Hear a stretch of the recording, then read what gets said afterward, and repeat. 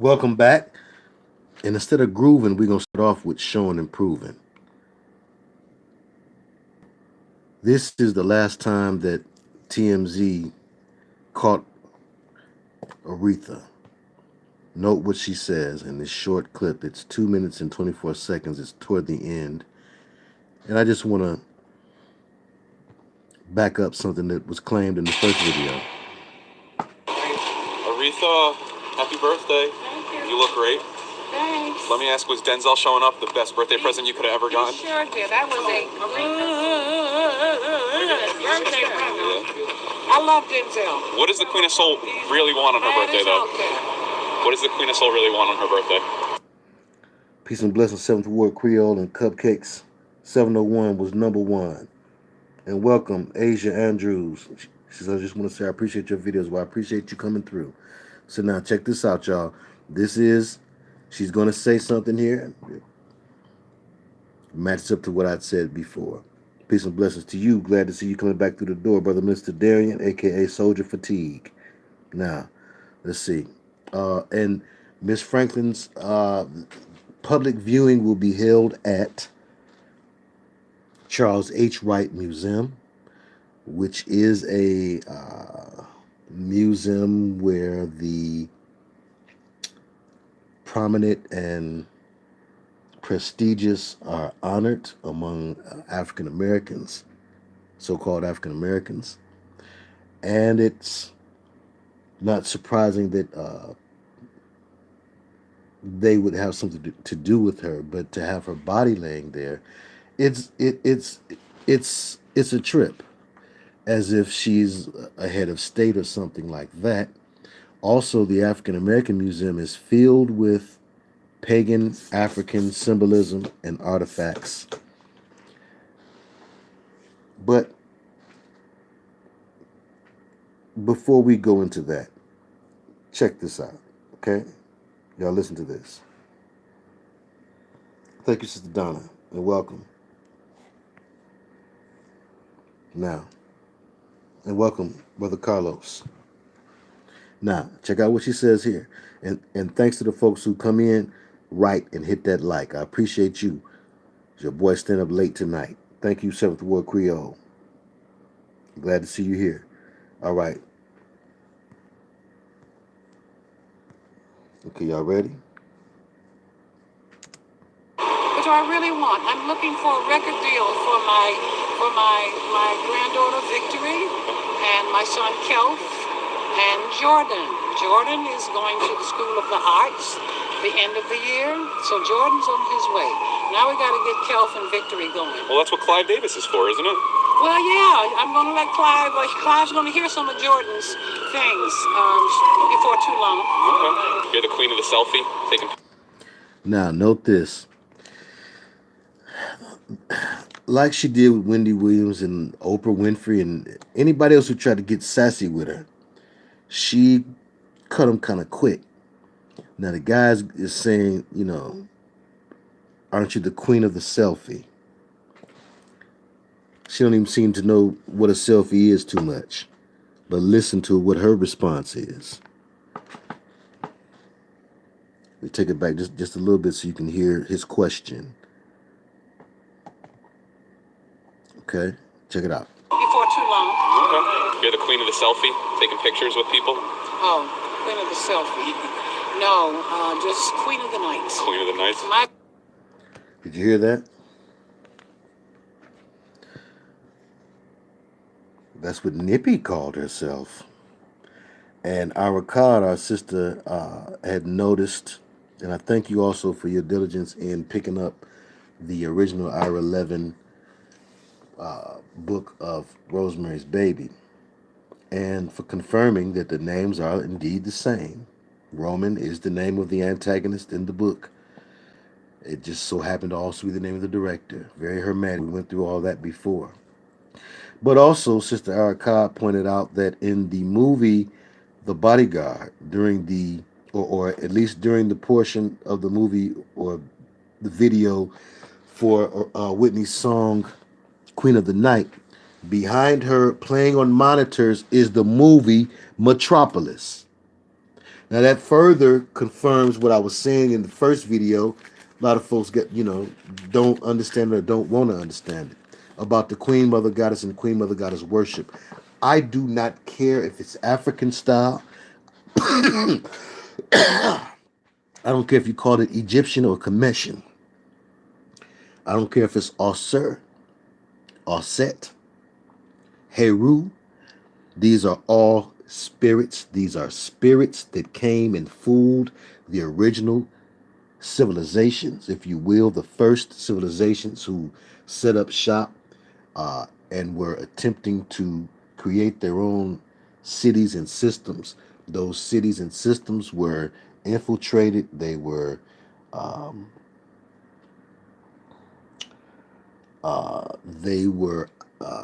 taken over. They were controlled by the fallen angels, these entities who came in the form of Enki and Enlil to the Sumerians, and came in various forms to various cultures and peoples. These were nothing but the fallen angels who disguised themselves in various cultural dresses. They put on whatever costume they had to put on in order to fit with a costume, sacred, secret, wonder, wander. But these beings came down to each and every civilization, and they came to Africa first. The first was the worst.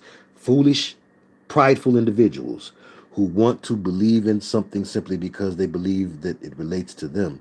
That's vainglorious.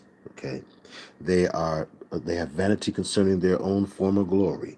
Those individuals will, by default, worship devils and demons simply because they come in a cultural guise.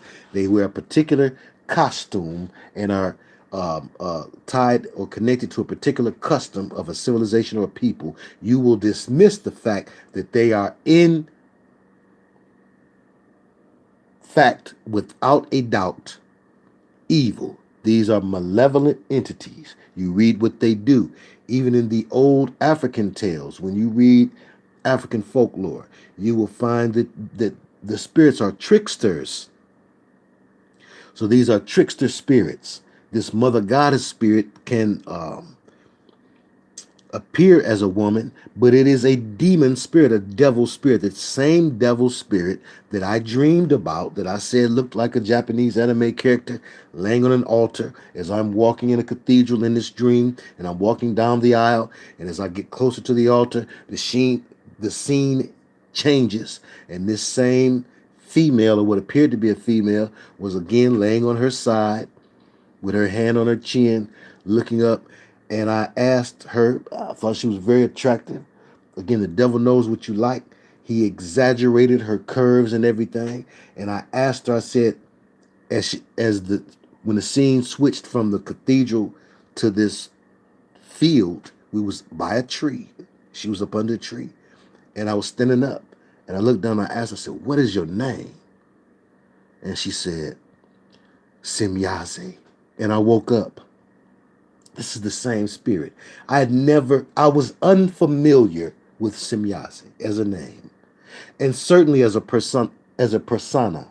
I did not know Simyaze to be a consort of Azazel, and to be or to take the physical appearance or attribute of a female as his consort. And so people would say the wife, quote unquote. But there is no procreation among angels or demons. Not natural, not angel to angel or demon to demon. They have to introduce a human being into the mix. Hence Genesis 6. So we have Aretha saying here that she was the queen. And good to see you, LB. Welcome. And welcome, Big Nephew Drew. Welcome back. And welcome back to everybody. Big Sister Vanette and Cookie Cruncher on the set. So for those who might be just coming in and you missed that, so again, we just typed some things in. Now, let me show you a couple of things. And again, this is no slight, because I look at Miss Franklin as a victim of a system that she was brought into as a child, the same way that folks look at Michael Jackson now. And, you know, folks went from having whatever feelings they had about him and whether or not he bothered children to saying, well, you know, now there's a consensus of, well, they had him as a child. Abused people become abusers, or hurt people hurt people. No excuse, but certainly a reason. Okay, with Aretha Franklin, no excuse, but certainly a reason. She knows that business. She talking about she's looking for a record deal. What happened to her and Clive? Remember, Clive got her to sing those new songs or whatnot. Was that in 2017, I believe it was, or 2015 or 2017? 2015, I think it was. But he had gotten her to remake some modern hits. Rolling in the Deep was probably the biggest one on there by Adele, and she did a great job singing Rolling in the Deep. I thought was supposed to sound Aretha-esque in the first place, so it was very fitting that she sung it. But I think that was overplay for the underlay. And how ironic that she uses this terminology. And how ironic that she's willing to send her children through the Clive Davis ringer. Or at least to suggest that her granddaughter and her sons or whatever be given a chance from Clive Davis. Now, they're much too old. Excuse me. The son used to rap is older than me now, so that's not going to fly. But the granddaughter, I know she's supposed to be on social media. She looks relatively young. But now let's hear this again clearly, folks. Peace and blessings and shalom, Sister Pamela, and anybody else who might have just crept in here while I was looking down. And yes, Madonna gave a very strange, quote-unquote, tribute as well. We're going to look at some things, okay? So let me show and prove. Last time I talked, and a lot of folks squawked. So let's see here. Now I'm going to show and prove. Before too long. Okay. You're the queen of the selfie, taking pictures with people? Oh, queen of the selfie. No, just queen of the night. Queen of the night? It's my birthday. I had a wonderful time. I'm glad to be back in New York. I'm thrilled to be in New York with all of these fabulous, fabulous people. Denzel came by, Judge Mathis, Will, everybody was here tonight. Roland Martin, Congresswoman Sheila Jackson, Clive Davis. I'm here. On and on. What's your name? JP.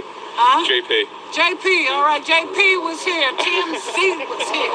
Hey, Charlie Rangel, that's right. I'm in New York, came out big time. Amazing, amazing. I can't even believe I'm in your presence right now. This is like crazy for me. Thank you. Thank you so much. You look amazing. One last thing quick. What's your drink of choice? I like ginger ale. Okay, what I wanted to get from her was I'm called the Queen of the Night. Now, that's a thing. Now, let me show you something else here. Okay, and Madonna was allowed to give the tributes because Madonna means mother. Thank you, Sister Vanette.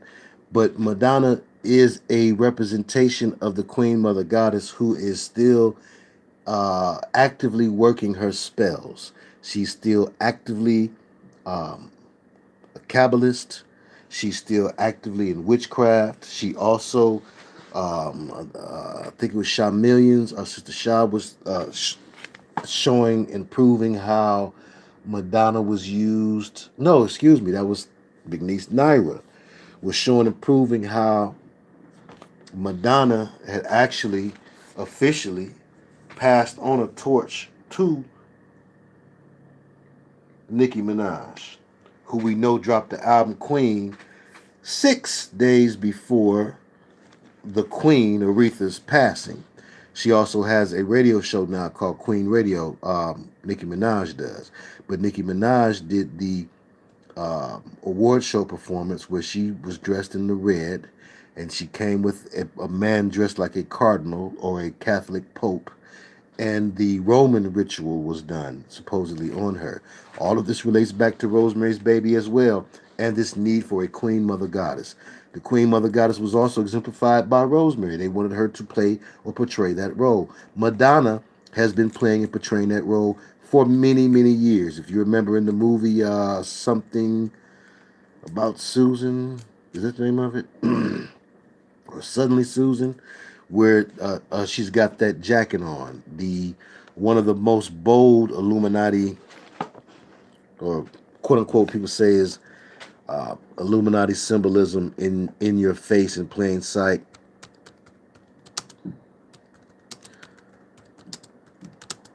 Is when she was, yeah, that was from the movie, right? With Arquette. This jacket here is iconic jacket. Okay, now, right on, right on. Okay, so now that's well known. Okay, so she's been with it for a long time. She was groomed for this. This is what she is about. There's the jacket there. The banner on here. Novos Ordo Seclorum, New Order of the World, or New Secular Order. Novos, New Order Seclorum, really secular or worldly. Of course, you know, she's been an agent of Satan's for some time in the music business, representing the Queen MotherGoddess. Dated Big Daddy Kane, who called himself a 5%er. They called themselves the gods, and they are also, unfortunately, and unbeknownst to many of them, wrapped up into brotherhood belief systems, unbeknownst to them, through Noble Drew Ali, who was brotherhood to the core. If you know what to look for, he was certainly a made man, and he taught masonry, as did Farrakhan and as did Dr. York. He taught masonry to the huddled black masses. But Madonna not only went with Big Daddy Kane, who was supposed to be this figure of pro-blackness during his time, but also Tupac, who was supposed to be a figure of pro-blackness during his time. And I only say that to say, and you know, not to slander or defame or be racist or prejudiced whatsoever, but it is not a big secret that infiltration into black nationalist groups was done a number of ways, and one of the common ways was through a woman, as in the case of with Huey Newton and Elaine Brown, who was an operative. And once he got with Elaine Brown, it turned things round. Well, Madonna, I believe, also was an operative inside the music business, but one of many of the bees, or the queen bees, that live a secret life, the secret life of queen bees. That's how you should look at the secret life of bees when you revisit that. That's something that we could really probably add to this teaching as I looked at it again, because it's about mother or Madonna worship there. So Madonna, having the name of mother, she represents this false queen mother, this idea going all the way back before Isis, who is called Isis in the Greek, but called Set, supposedly by the Egyptians, but we don't really know what the Commissions and the Egyptians said differently, but folks purport to know. So perhaps it was a different name even in the Commission, but the names change and the game's the same. The original Queen MotherGoddess figure that folks have on record as the oldest is Inana from Sumeria, which has the oldest records, period. And Inanna is this same Queen MotherGoddess figure as Isis, as Diana, going on down through the line of various civilizations. So, and folks will say, well, the idea of a mother as God, Ariana Grande, is not so foreign because everything is born from a womb. Yes, but it takes another being to create that being in the womb. So that's not a God principle. To take a male being, as in the Father, who has no womb, and to create something from out of nothing, that is the way and marking of a divine, supernatural being.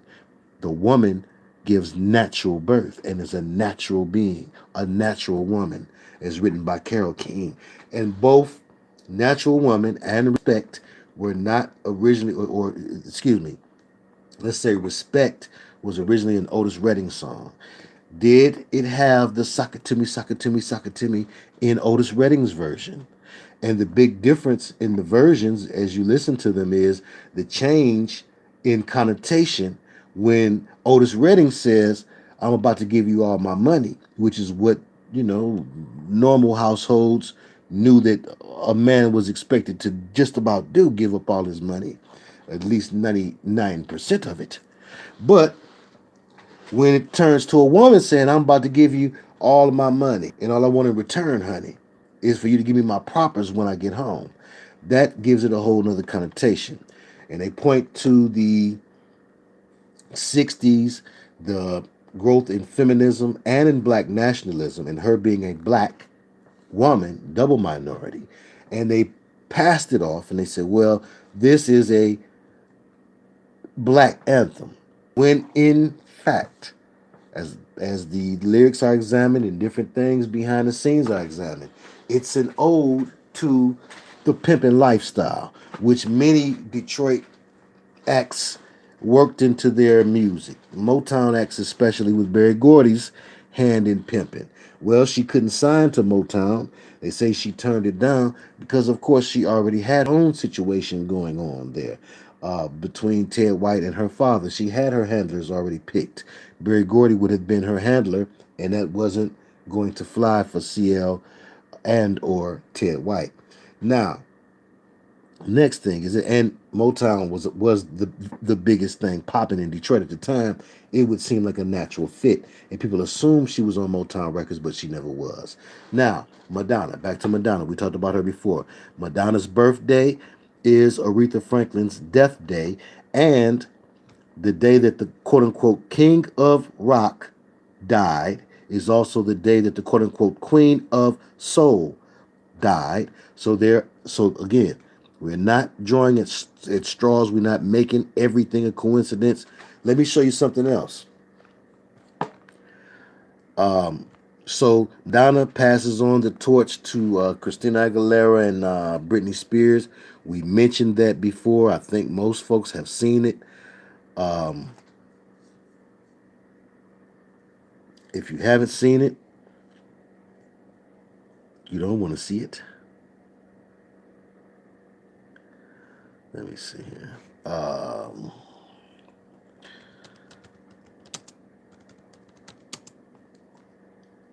Britney and Christina. Madonna kisses Britney and Christina.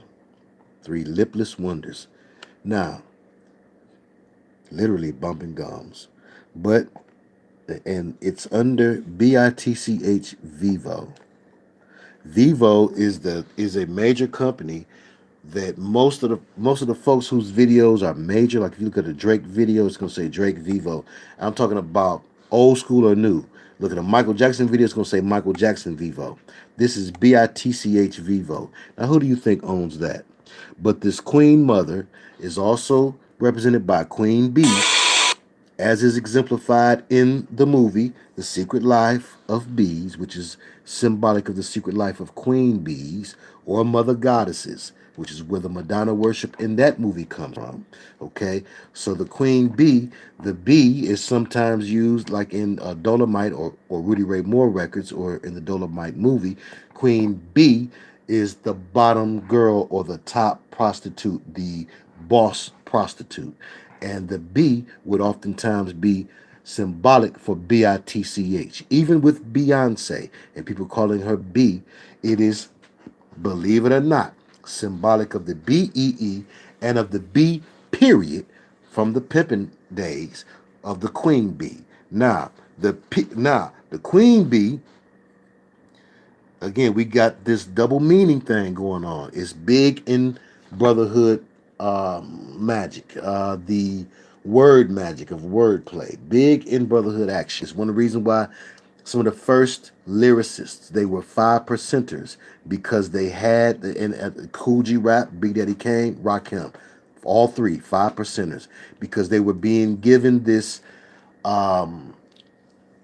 crash course or this beginner's course in Masonic wordplay. And they began to turn that into, oh, wow, this is where hip slang comes from. A lot of your hip slang comes from Masonic wordplay, or what used to be hip slang. Even simple stuff like watch your back comes from Masonic wordplay. So the rappers began to pick up on this Masonic wordplay and incorporate it into what they were doing. But now, back to the Queen, Mother Goddess thing. So you have the Queen Bee, Queen B-E-E, as in the insect, the bee, one who is ruled by a queen and has a hive mind of, and has a hive of drones who are hive-minded or robotic or, in a sense, under a spell cast by the queen bee. So these women are symbolic of that. Whether it's Aguilera, whether it's Madonna, whether it's Lady Gaga, whether it's Aretha Franklin, whether it's Nicki Minaj. What makes Aretha so different? She stayed in that role for the longest time, longer than any other. You see Madonna losing her grip, coming and going, having to piggyback off what other people are doing, this and the third. If not for Britney and Christina's popularity, we wouldn't have even cared that Madonna was there. So she is now piggybacking or getting a jump off other people's battery, okay, as she is draining. Her energy is draining. So she's become an energy vampire, to say the least. Well, she was energy vamping off Nicki Minaj recently, and niece Naira had sent me the pictures of that. So as I cue that up, for folks who've never seen this, check this out. Right, Queen Bee represents the giver of knowledge.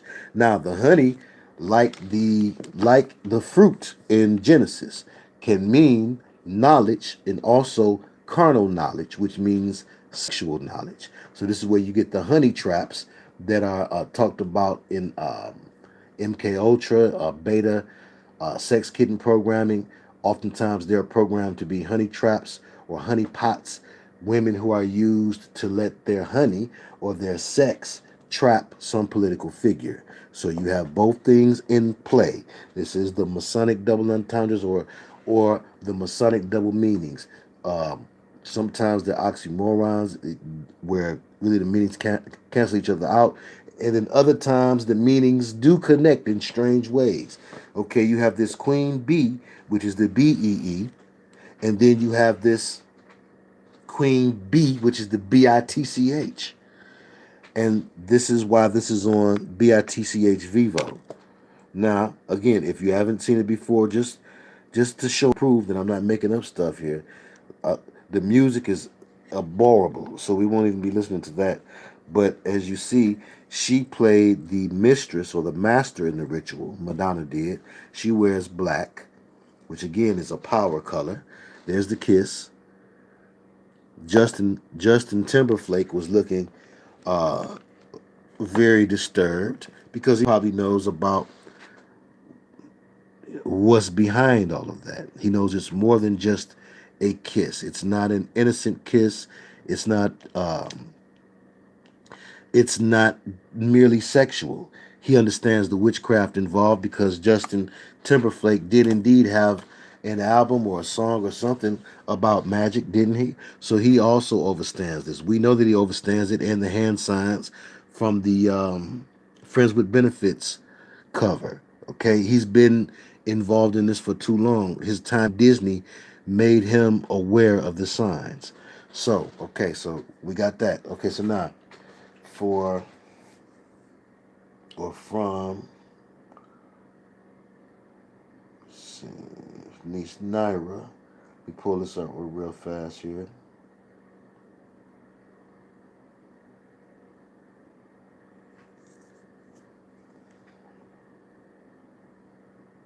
One second. Okay, here it goes. I thought this was an excellent catch.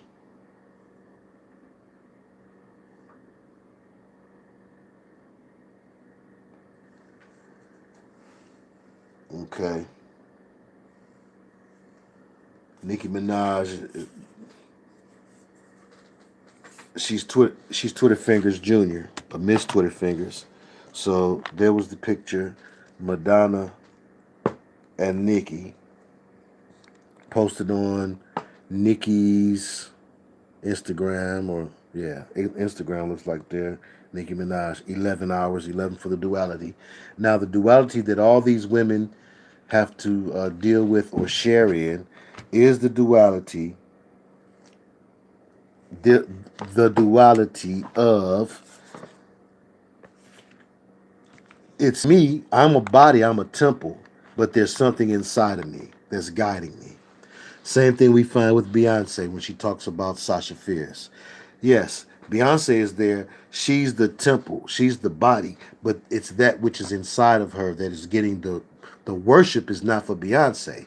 The church is not worshiping Beyonce. Those in the know are not worshiping Beyonce. The people behind closed doors are not worshiping Beyonce. She's not worthy of worship. They're worshiping whatever fallen angel has stood up in her body and taken her over with Beyonce's permission.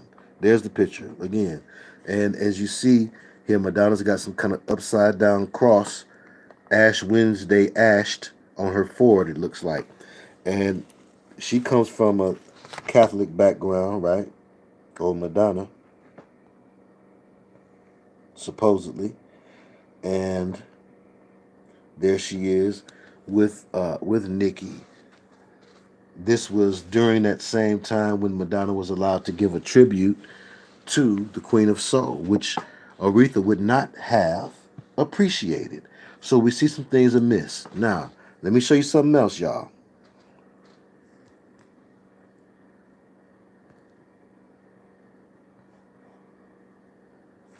S. Marie say Nicki is throwing a major diva fit. Could she still be auditioning for Queen Mother? Certainly. And I think that it's all part of her audition. I think that it's, she doth protest too much. I think that it's more to it. And I think that she's being lured into doing that because it's making her look bad. It doesn't even appear to be her type of mindset normally. But it's part of the theater. Part of the theater is this. What's one thing that Aretha was known for? Now, Nicki can't imitate her singing, but she can imitate one thing that Aretha may have been known for maybe as much as her singing, if not more than. So, oh, excuse me. I forgot this one. Now, Madonna has the spike thing, and thank you again, Naira News. Madonna has the spiked headdress of the Statue of Liberty, which is another representation of this Queen Mother Goddess. I don't care what you think about the black woman is the mother in the universe, blah, blah, blah. Again, everything has its place and order, and that's why there's disorder and disarray. When things like this have their way. It's what the Me Too movement is really all about, putting witches in charge and putting women in charge of the proverbial spiritual house. The rise of Marina Abramovich, the talk of Oprah being president, it all runs congruent. But here you see Madonna giving that kiss, passing that spirit. That's what it is. The passing of the kiss is the passing of a spirit, and she's passing it on to Nicki Minaj. And thanks again for that picture. I would have never caught that. This is from Naira News. Thank you so much, Big Niece. Now, you say, so this is further proof of this Mother Goddess action. You have Madonna, who was born on the death day of Aretha. And then you have Nicki Minaj, who has just put out an album called Queen and is trying her best to imitate Aretha's attitude. Now, let us move on. I've got more. Do you want more like the Roots album? Okay, now, I did until he took a bite out of mine. We got 66 folks watching. 28 have hit the like. I will appreciate it. If you can hit that like for me one time tonight, that'll be all right. Now, I want y'all to see this here. Now, Madonna, again, this is to show and prove this is the same night where she led a tribute to Aretha. Supposedly. And even the caption says, Madonna leads tribute to Aretha Franklin, which is mostly about herself. This is from Newsweek. So what that is telling you is this. The powers that be ain't finna let you be Queen Mother Goddess no more, miss. We don't care how ageless you look comparably. And we don't care nothing about who's producing your new record, blah, blah, blah. She's done. So she's out of the running. Madonna is actually out of the running for her campaign of Queen Mother Goddess has long ended, but she hasn't stopped. Can you imagine that? So she's still an active witch, still doing the things that she feel like she needs to do to play the proper politics to be this Queen Mother Goddess figure. Yet it is totally irrational for her to believe that she has another shot. So she's used as like this gatekeeper woman. You know, she, I'm sure, has the conversations that test a Christina Aguilera, or that test a Britney Spears, or that test a Nicki Minaj, and see where you're really coming from spiritually. Because the Queen Mother Goddess is a spiritual leader, much like Semiramis and Inana, her template, Isis, her template, magic powers, words of power. Aretha exercising in words of power, Nicki Minaj exercising in words of power, more so than Madonna. Her words have lost power. She had the woman's ear at a time in a way that was comparable to Oprah Winfrey. She has certainly slipped, but she is still an important witch, I believe, because she is practiced in the craft more so than a Oprah, more so than Nicki, more so than a Jennifer Hudson. I can see Madonna being a studious student of the Kabbalah and Kabbalism and Kabbalistic magic. So look at this. Yes, and Cardi B is also chosen to play one too. We saw that when she came out on the video riding across the desert sands. It was symbolic, showing that she was being initiated to be brought into this thing too. And I think it's because of this. Nicki Minaj's dealings with Tasha Cobb has something to do with all of this. And I don't think that her dealings were completely sincere, but I don't think that they were completely insincere. And I think that she wanted to buy the gift like the sorcerer Simon wanted to buy his gift, wanted to buy Paul's gift. Okay. I could see her wanting to buy her way out of the possession from Roman. The way she tells the story, the way Nicki Minaj tells the story of this being, Roman being inside her, she sounds sad. She says she's tried to get it out, but she said he won't go. So she has been looking for deliverance, however you want to cut it. Now, unfortunately, when you're not a believer, or when you're not tied to the things believers believe, or when you've got other things going on in your ancestry, you are going to have a hard time getting anything off of you, because you're going to try everything but Christ first. So I say that to say this. Excuse me. The Queen Mother Goddess is a spiritual leader. She is, again, she is made off the image and likeness of the temple priestess whore, who would be paid in order to give sexual healing to parishioners who would come there for a blessing from the priestess whore after being entertained with music and song. Oftentimes she would be a siren who could, along with the frenzy in the music, like you see in the voodoo ceremonies, you see the frenzied dancing, getting folks in a frenzy so that they open up to a trance. You open up to it, so that you fall into a trance, then you open up to the spirits that can then come in through your open gateways. So Aretha may have been the most fitting Mother Goddess figure from the time, again, from the civil rights movement time to now, when it's time to find another one.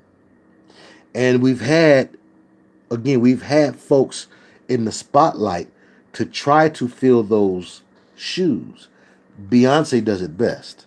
So she has gotten the furthest in her campaign to be this next Queen Mother Goddess. Lady Gaga went far too, but they filled her full of things and whatnot, and she's malfunctioning.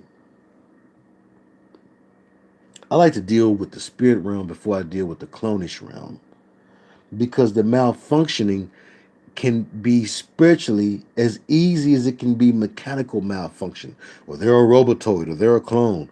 They're malfunctioning because they have spirits, dark spirits, depressing and oppressing and possessing the mess out of them. And yes, they'll go to medication. They'll try to get on meds, anything to try to quiet these voices.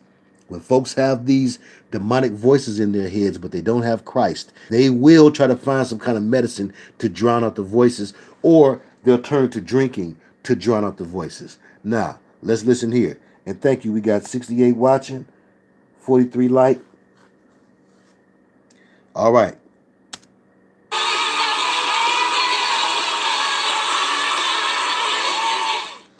We want to bring you to Paris and make you a star. So, yeah. How crazy she looking. We'll put you in a studio with the great Giorgio Moroder. And I had no idea who that was. Right on, it S. sounded Maurice. good. Right on, S. Maurice. S. Maurice says, the spirits can change people's continents, which people confuse for clones. Right on. Like King Saul, says Brother Reg. Right on. Yes, indeed. King Saul was not a clone, but he was not himself. Most certainly. Notice how many times, too, we've seen depictions of Aretha as not herself. I can't think of but 2 commercials that she had, major commercials. A Snickers bar commercial where she's not herself, it's somebody else who's acting like a diva, acting like Aretha Franklin, basically, because they had they Snickers bar, okay? That was one. Then the other one, the first one, was the Pepsi Cola commercial, which is in my Unreal News Aretha video. That video shows a little girl who looks like she could have been the sister to the little girl who was channeling Aretha at her elementary school play or recital or whatever it was. So we've always had this idea, or she's had this idea, that she could be replaced or of not knowing her identity. Let me show you quickly here. And I wanted to live in Paris. And also I wanted to eat some food. There's a connection. Because none of this would have happened, could have happened, without Our Lady of Soul. She led me to where I am today. And I know she influenced so many people in this house tonight. Yeah, Erykah Badu is the black version of whatever Madonna is in the business. I'm talking about as a witch in the business, as a operative for the coven in the business. Now, Hezekiah, Brother Hezekiah News Network, had an interesting video I saw earlier where it's one particular thing that was said that I think we might want to check out.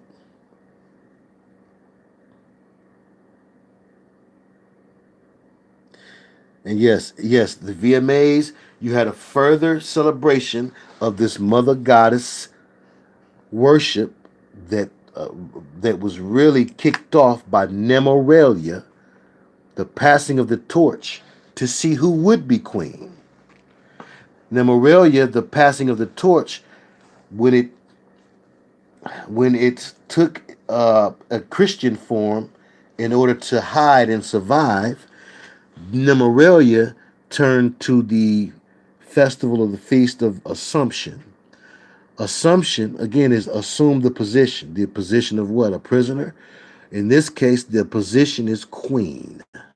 To assume the position of queen. Look it up. Nemorelia ended the night, it ended her last night on earth, what we know, the 15th. The 16th, the morning of the 16th, very early in the morning, she was pronounced dead. It was light outside, but it was early, like 9 in the morning, something like that.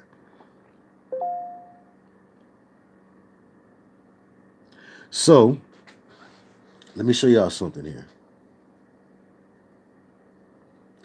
And in the VMAs, you had the symbolism of where they performed, which is a place named after the eye, and then the symbolism of the architecture, which is to bring to mind the phoenix rising from the ashes.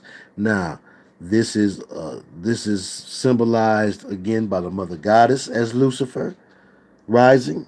This is what Marilyn Manson meant in his tweet back to the Lucifer. Okay, the name is stupid. Lil Lucivert is a stupid name unless you realize he's trying to low-key play a word game, a brotherhood word game spell with you and make you say Lucifer when you say his name. But Marilyn Manson tweeted to him, Lucifer rising. That is to say that the phoenix rising is symbolic of the rising of this new Reich, or is this of this last rule. This last rule is the rule of Lucifer, as he takes his throne. And yes, the Congressional Medal of Honor was one given to Aretha, and it is in the shape of a pentagram. And she was proud to get it, she received it from George Bush, who is notoriously tied in with the Skull and Bones and secret societies, and his vice president was tied in with Kathy O'Brien's claim of satanic ritual abuse and human hunting and all of that. And I had a sense that Aretha, if you watch that clip, you could watch that clip on your own. I had a sense that she was disturbed at being in his presence. His family has been accused of being lizard people and all of that. I believe that he said or did something untoward toward her, and I could see it in his face. And, maybe she had to engage in some things. Again, it's what a presidential model would have done. And I do believe that at one time, just like Beyonce is today, Diana Ross was at one time, Lady Gaga may be also. Maybe she's what the Queen likes. But I believe that Aretha was at one time a presidential model, especially when, but having relations with a black woman was still a fantastic thing, seriously, in the myths of racism and racialism and what was said behind closed doors. So now, Aretha Franklin represented the ultimate soul sister. So if you some pervy brotherhood Revelation 2-9er and you really want to do some hermetic damage to the whole idea of who the chosen people are, then you would certainly pick Aretha Franklin as one of your targets or victims. Now, it's interesting what she says in here, and I'm going to just try to find it, if I can. She was talking about, it may be here. You had her and Ted White sitting there. And the whole time he's sitting there, he looks to me, he looks like the cat that swallowed the canary. But anyway, she liked it. She liked it. Here it is. This is the part I believe right here that I'm looking for. Okay, let's just see here.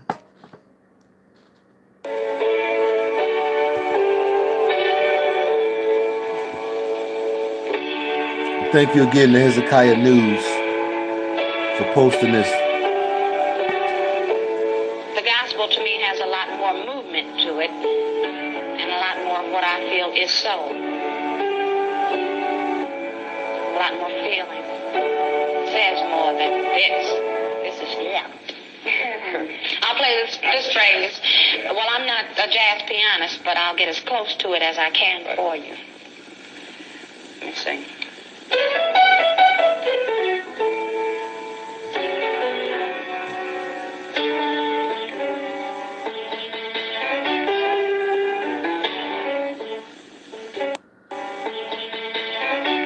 Looking for the clip, she says, patting your foot without smiling or giving up a tear or something. She reaches that common denominator in everybody that needs to be reached by a... Good morning, Sweet Lady 0512. I still got to find out who and what I really am. There we go. There we go. Sourman0516. Now check this out here. This is perfect. This is exactly what I wanted. You get to hear a little bit of Ted White. His name would be Ted. Okay, now check this out here. Brothers and sisters, look here.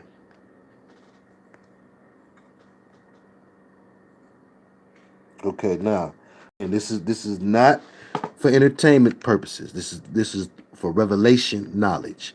And the revelation knowledge is to show and prove what the Queen Mother Goddess symbolism is. It's why the whole world was mourning and making over her and this, that, and the third, like I've always done. It's no different. It's no different. So reading between the lines, remove any personal like or dislike. We're learning a lesson. We're picking up on a lesson. So now check it out, and the lesson will be a blessing if you can receive what I'm trying to give in it. Okay, I'm not trying to teach nobody about Aretha Franklin, but you got to be able to follow and not just swallow a couple of words here and a couple of words there. You got to follow what's going on, and it's good to see the first part. But now check this out. My favorite critic is my husband and manager, Ted White. What she projects is honestly what she feels. And she has the ambition and the ability to communicate it to others in an enjoyable manner. I mean, it's kind of hard to sit and listen to Aretha without patting your foot, or without smiling or giving up a tear or something. She reaches that common denominator in everybody that needs to be reached by a vocalist, I guess. Now, check out what she's about to say, and no, that's not directed toward any one particular person in any one particular way. Okay, but that's for everybody because I'm just noticing something. Okay, as I look back at the comments. But now, check this out. Check this out. I've still got to find out who and what I really am. Sharper knives. Did you hear what she said? If not, rewind. Now, I'm going to look at it one more time. One more time, just because we know that they cut audio in and out. One more time. That common denominator in everybody that needs to be reached by a vocalist, I guess. I've still got to find out who and what I really am. I don't know yet. I'm trying to find the answer. Now, so now this, again, this also connects to what goes on to this Queen Mother Goddess candidate. The candidates, it's so many candidates, it's ridiculous. Was Erykah Badu a candidate? What about Jill Scott? I believe Jill Scott was a candidate until she broke. Some of them can't take the training. They cannot absorb the rituals without damage. And the song that she had, where she was crying out to the Lord, I believe she was bare, and she was just crying. I believe that they made her go through a number of things. You know, some of those things directly went against things that she stated were her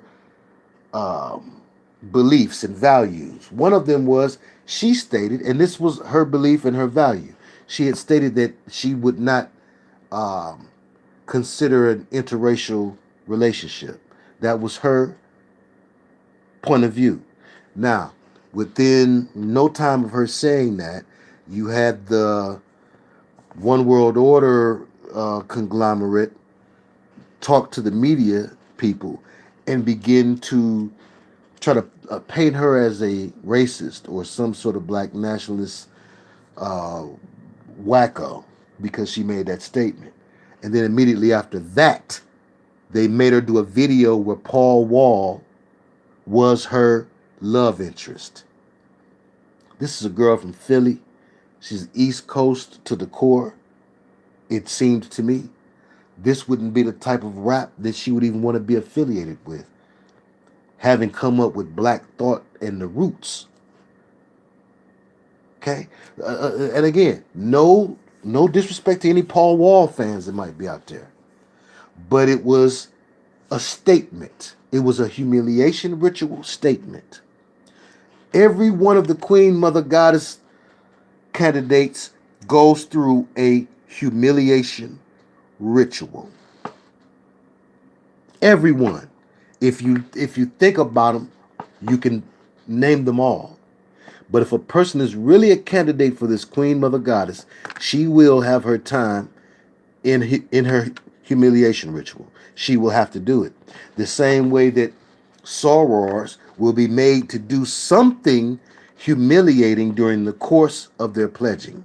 The same thing with frat boys. They will be made to do something humiliating during the course of their pledging as well. Why is this done? For a number of reasons. The homosexual stuff is done in general so that it's like this thing of ours, La Cosa Nostra, where we all share this secret, and if you tell mine, I'll tell yours type of deal. That's one thing.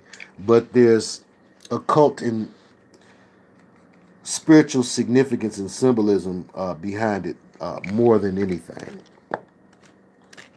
And that is so that you can identify with your new master, your God, who is enduring the most humiliating humiliation ritual of all time. He got busted all the way down, got his stripes all the way took, and now he wants to make sure that he can take as many suckers with him through the humiliation process. He's humiliated. He's too prideful not to be. Now let me look at something here. I just want to see if I can see this real fast. Maybe I can see it fast, maybe not. Okay.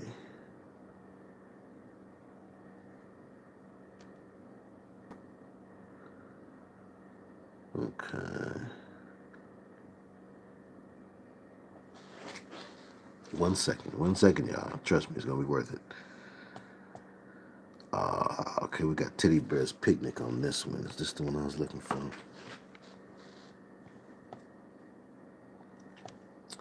But, you know, there's a lot of talk about this Flowers in the Attic deal that might have been going on at New Bethel with Aretha's father and son and whatnot. And that's, you know, that's, again, it's only been rumored. It's been rumored, though, for some time, but it's only been rumored.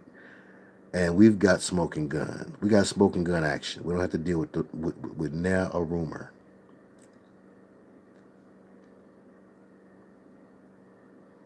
I was trying to figure out I'm not getting everything here off of this disc. I just wanted to show you guys something here. And the importance, let me see. It was Sister Blaylock, I believe was her last name, had said something about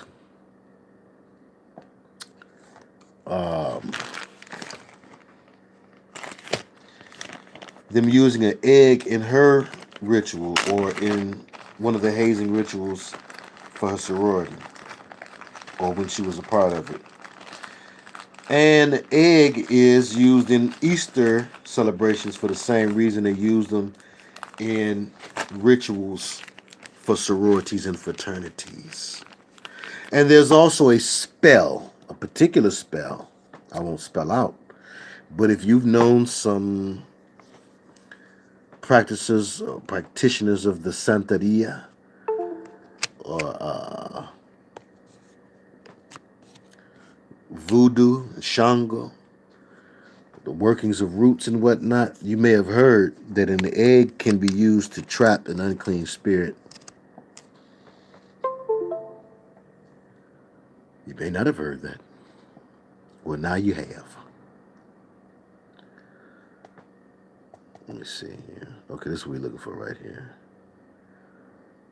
Okay, all right. Miscellaneous videos. Okay, trust me, this is going to be good. And we're going to get to the reading and all that good stuff. Okay. Okay. Black Greek fraternity.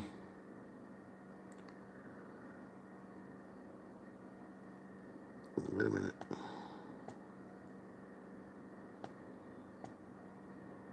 No, because I threatened to show it last time, so I got to show it this time. Frats and Soros, Hidden Truths. Wait a minute. Freemasonry, Freemasonry, secret, ritual sodomy. Yes, Freemasonry's best kept secret is ritual sodomy. and Eastern stars or sororities, best kept secrets. And again, we're talking about the higher degrees, people that are given the opportunity to run for Queen Mother Goddess, is you will be used like the Queen Mother Goddess, the priestess or temple whore. You will be in orgies with multiple CEOs and executives, and you will be used and abused like a whore, regardless of how many millions of records you've sold, regardless of how many Grammys you have. Because you can never, first of all, you can't forget the price that you're paying. Here it is. You can't forget the price that you're paying in order to be called the queen, to wear some fur coats, or to be called the queen of rap, or to be the #1 woman in rock and roll like Madonna was for years. You pay a hefty price for that little piece of prize. Here we go. Right on. They do have multiples to go through that stuff, Sister Cassie, because it would break most people who did not have a dissociative personality. Perhaps that's another reason why Aretha was so fitting for the role, because she had 2 levels of that abuse before she even got to the music business. If what is said about her father is true, and if what is said about Ted White is true, then she was already seasoned 2 times over. By the time the business came with their handlers, their game was lightweight. Hence her attitude. But now, let's see this here. This is passing the egg, hazing in fraternities. Again, Mother Goddess worship stretches far and wide.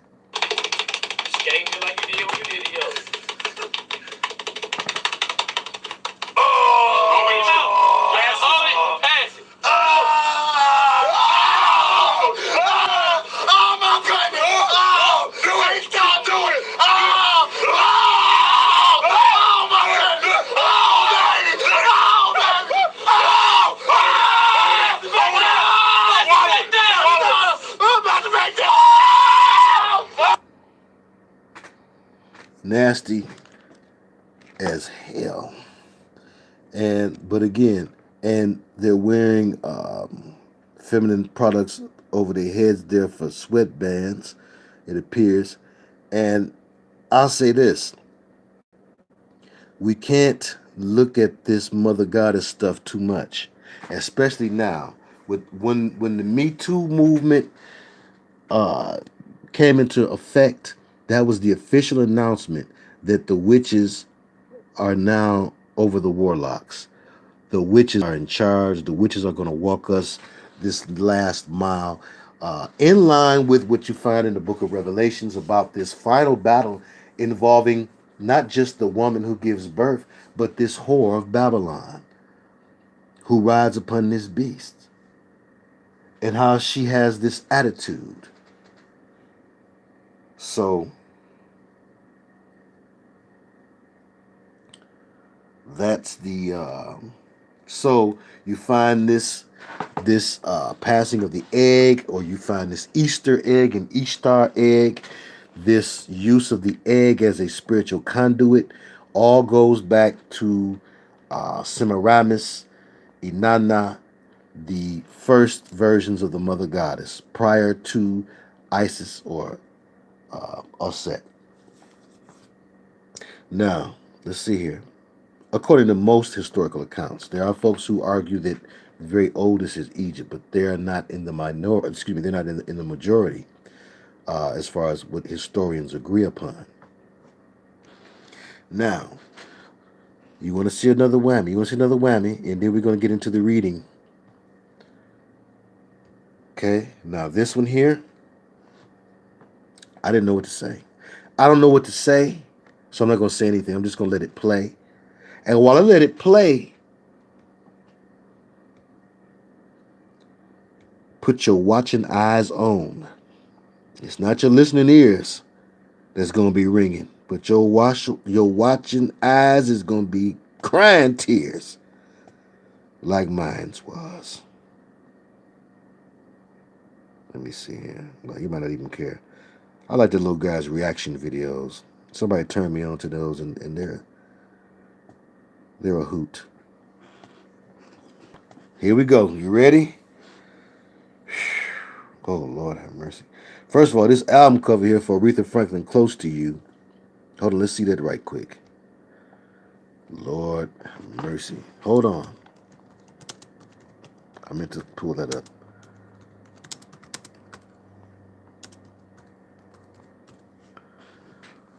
I'm curious. Almighty Fire. Okay, thank you. That's what it's called. Is it really? Seriously? Almighty Fire is what it's called. Almighty Fire, in parentheses, Woman of the Future. Now, overstand that. Wait a minute. Overstand that. Almighty Fire, Woman of the Future. Well, I just get through telling you about the Me Too movement and all of that. Huh? The secret life of Queen Bees and all of that. What? Now, hold it. Now, that's not what's going to rock your socks. That should have rocked somebody's socks, but check this out. That's the hook to set you up for the uppercut. To the gut.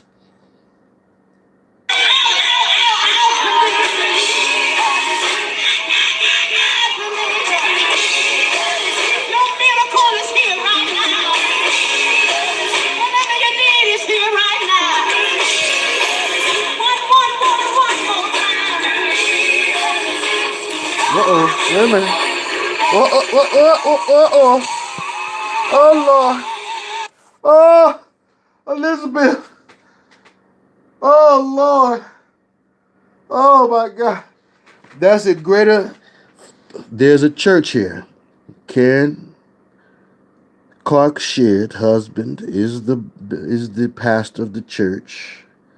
Greater Emmanuel. It's on 7 Mile Boulevard. I told you about it in the last broadcast. I said I thought that maybe that'd be the church where they'd have Aretha's body at. But it's going to be at Greater Grace, further down on 7 Mile, near Telegraph. This is the celebration that they have every year. It's called Fire, City Fire. This is my first time knowing or hearing about it. But after inquiring,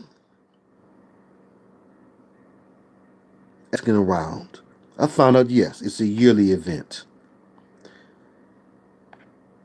Not only the Eye of Horus, but the mind control swirl. I'm in the Twilight Zone. I don't know what to say.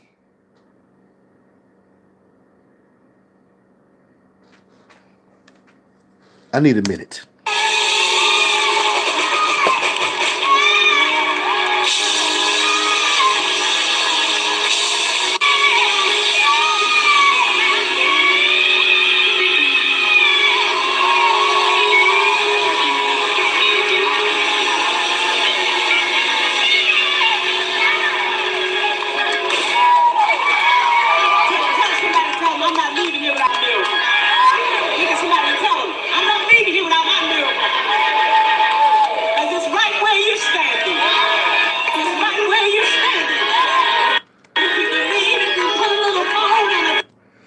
So now, aside from anything we could say concerning idolatry in the church or any of that, we saw something much more damning or condemning in the symbolism.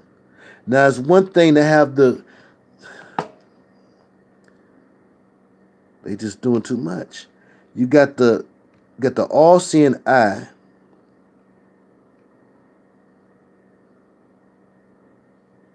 Have mercy. For the non-seeing eye. You got the all-seeing eye here. And the swirl. And you're going to make it. And you're going to spell my fair city out of this? Now, you mean to tell me, do you mean to tell me, Judge Joe Brown, nobody standing on that stage has the discernment to recognize the blasphemy in this, the falsehood in this? Why Horus is the false Christ. Huh? Who executed a preemptive strike by producing a record of his life and of his miracles and escapades that would mirror or at least remind one of the coming miracles of the Messiah. And how was he able to do this? Because it's Lucifer that's behind this fallen one. Lucifer educates the fallen angels on the things that they weren't privy to in heaven because of his rank when he was there. So he created these myths and these legends worldwide, Horus being one of them, so that when a time would come when mankind would have so much technology he could look into the past and look into the future and the present like never before, mankind would not be able to accept the Messiah as easily the more he had technology. Because the more technology he had, the more he could explain away things, and the more he could research and read what academic scholars who are Brotherhood members, 99.9% of the time, what academic scholars have to say concerning this Messiah, this man who became God, or this God who becomes man, rather. The Brotherhood looked to do it the opposite way. They want to try to make man as a God, a reversal. So this is, again, I'm through. I don't have nothing else to say. I'm done. Now, and yes, folks are doing tributes left and right, but that's the illest thing I've seen in my sight. And please hit that like if you can tonight. Give the like button a strike. We got 85 folks watching, 52 folks hit the like. Now,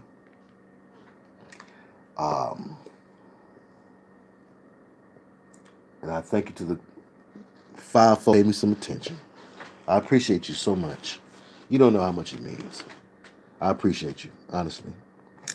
So now, just a few go-overs here before we get down to the get down. So Metropolis. You have the Beyonce Metropolis mirroring that she did. And then you also have Metropolis playing behind Whitney, according to the report of our sister Aretha. You have Metropolis playing on the big screen behind Whitney in her Queen of the Night scene or video. What does Beyonce and Whitney Houston and Aretha Franklin, if you want to take that Fire album, did you notice what she had on? It said the future woman, right? What do all of these women have to do with Metropolis? Why? What does it got to do with Metropolis? Why? Why? We've got others, too. Janelle Monáe in her Metropolis moment. What does Metropolis got to do with the price of rice or the price of tea in China? It is a woman, have mercy, going through the ritual of assumption, assuming the identity. The fallen angel or the spirit is assuming the identity of assuming the identity of the woman, and simultaneously the woman is assuming the identity of the thing, and the two become one. It is a demonic soul tie or a bondage, if you will, a demonic marriage of the 11. The 11, which we talk about so often, the 11 not just representing the two pillars, but the 11 representing the wizard and the spirit that empowers the wizard, or in this case, the witch or the sorceress and the spirit that empowers the sorceress. We also have the analogies, the obvious analogies to mind control. Whenever you see robotism, and yes, indeed, right on, S. Maurice. That's a way to summarize it. Metropolis was a robot a spirit a spirit was downloaded into the robot. So what do you have with MK Ultra? You have human beings who are deprogrammed and programmed to be robotic or mechanical. Their subconscious mind is hijacked. Beta MK Ultra programming. Then that robot. What robot? The woman who was put through beta MK Ultra programming. She's hollowed out and holed out. Her subconscious mind is hijacked. So she is in essence like a robot. Then what do they do to that robot? They infuse that robot with a spirit, a devil, a diva. And that's the symbolism and the similarity there. So you've got that there. Now, did we indeed see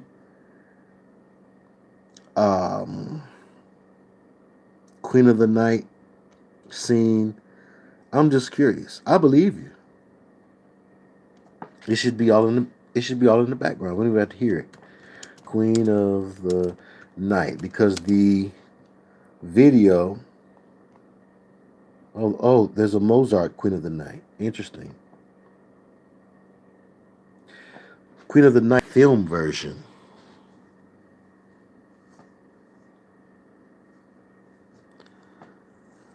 Interesting. I wonder what that is. I wonder what this is. Queen of the Night film version. But this, of course, is the video. And Whitney Houston had been hollowed out. She was under mind control. She had become the robot who would be filled with the entity. There's the two pillars as soon as she walks through. And Whitney Houston fans couldn't dig this like her other songs. You know, this was no I'm Your Baby Tonight. This was a weird song. She's dressed in weird gear because she's to represent this Queen of the Night woman. You see the chains behind her. The symbolism is all through this video. The chains behind her represent the bondage. And peace and blessings. Big niece Jasmine is in the house. And thank you so much for that encouraging comment, Unfolded Warrior. And always good to have you with us. And King Des. Now, will we see this? Will we see Metropolis behind her on the screen? It's already shown. Bam. Metropolis is behind her on the screen. Thank you, Sister Aretha. So, for folks who had, again, any doubt of the connection between Whitney Houston, Beyonce, Aretha, and all the rest of them, I just showed and proved. I started off showing you Aretha calling herself Queen of the Night. Again, this is an inside joke. Now, what is Mozart's Queen of the Night about? That is more to add on for another day. But here we see again, the Queen, Mother Goddess figures, or those who are in the running, are placed against caricatures from Metropolis. Okay? Because Metropolis is symbolic of this process that all of these Queen Mother Goddesses go through. Metropolis may have been attempting to symbolize that process using all that they could technologically at that time, but that's from the 20s or the early 30s. And yet and still you have here all the way until the 2000s and beyond, you will see this movie or this reference to this famous woman in the movie being made, and the comparison between her and whoever's running for Queen Mother Goddess at the time also being made. And I find that to be quite dubious. And the movie Metropolis, which I have. Maybe we'll look at that next. 1927. Okay, so let's get into some of this Respect the Book. I think in an hour and 19 in. Can we watch Metropolis? Certainly, we can watch Metropolis. We'll put that on the list of Hermetic Theater to-dos. The next one up is Mephisto waltz, which I can just tell you at 5 o'clock in the morning. Again, I'm knocking them down, y'all. All this means is that you're gonna get a Friday show.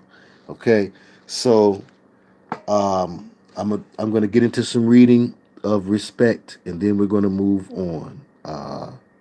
We're gonna see what happens. If I'm out of gas, it's 5 o'clock in the morning. It's 5 o'clock in the morning. Where you gonna be? Not here on the internet. But I'm gonna read some of respect. I really wish I had the physical copy still.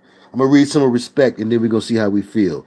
But the next thing popping, we got 2 readings. Glow, and he came to set the captives free, and we have 1 movie.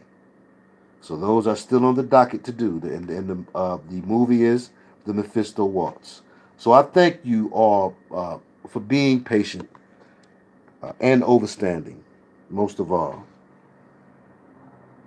Okay, right on. You better get yourself together. I'm trying to not do that, Brother Reg, but also to not disappoint at the same time. So it's a thin line. Eyes trying. So this is what we're gonna do.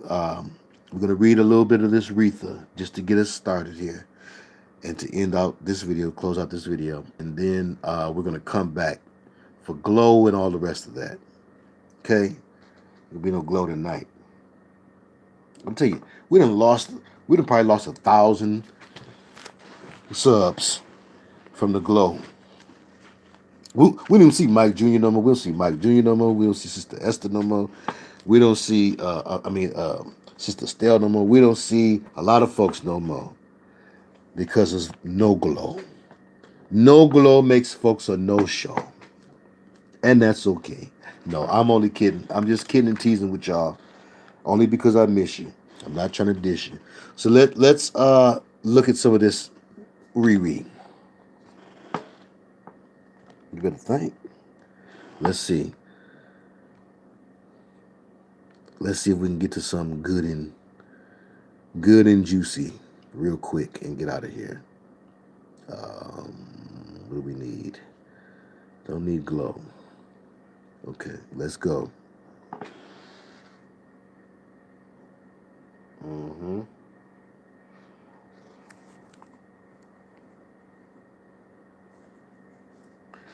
All right.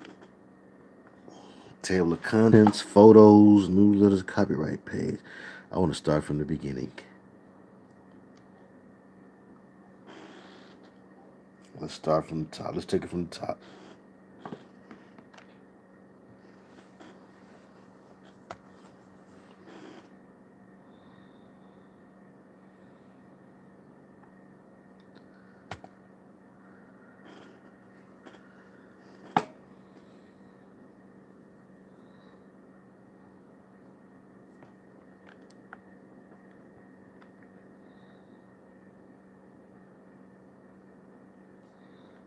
Okay, what's going on? Let's try it again.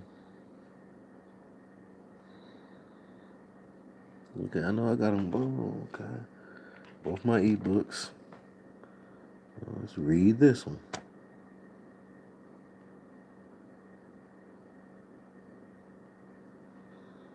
Begin reading.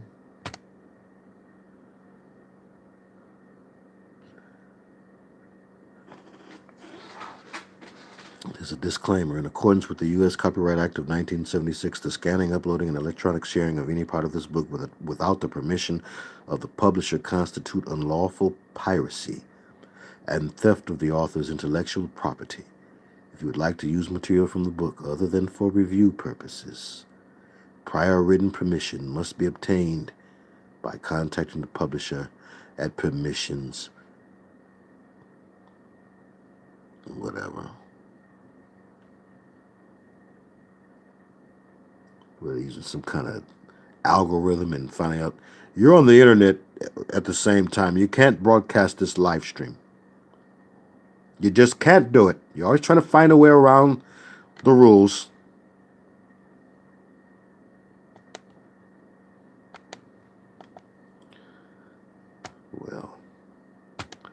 Well, I'll tell you, pilgrim. Oh, here we go. Have mercy. All right. Part 1. So we got father and daughter. Okay. All right, so what y'all want to do here? Y'all want to start with chapter 1. We're going to read any of this inside stuff here.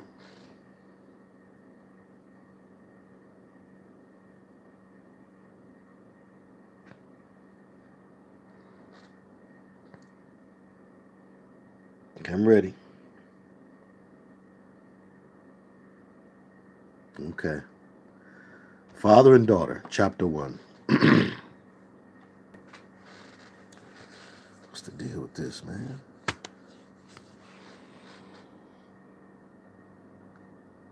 Rick James' book didn't have these problems.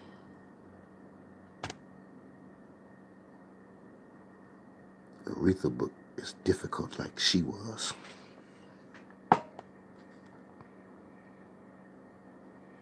It's crazy. Okay, thank you.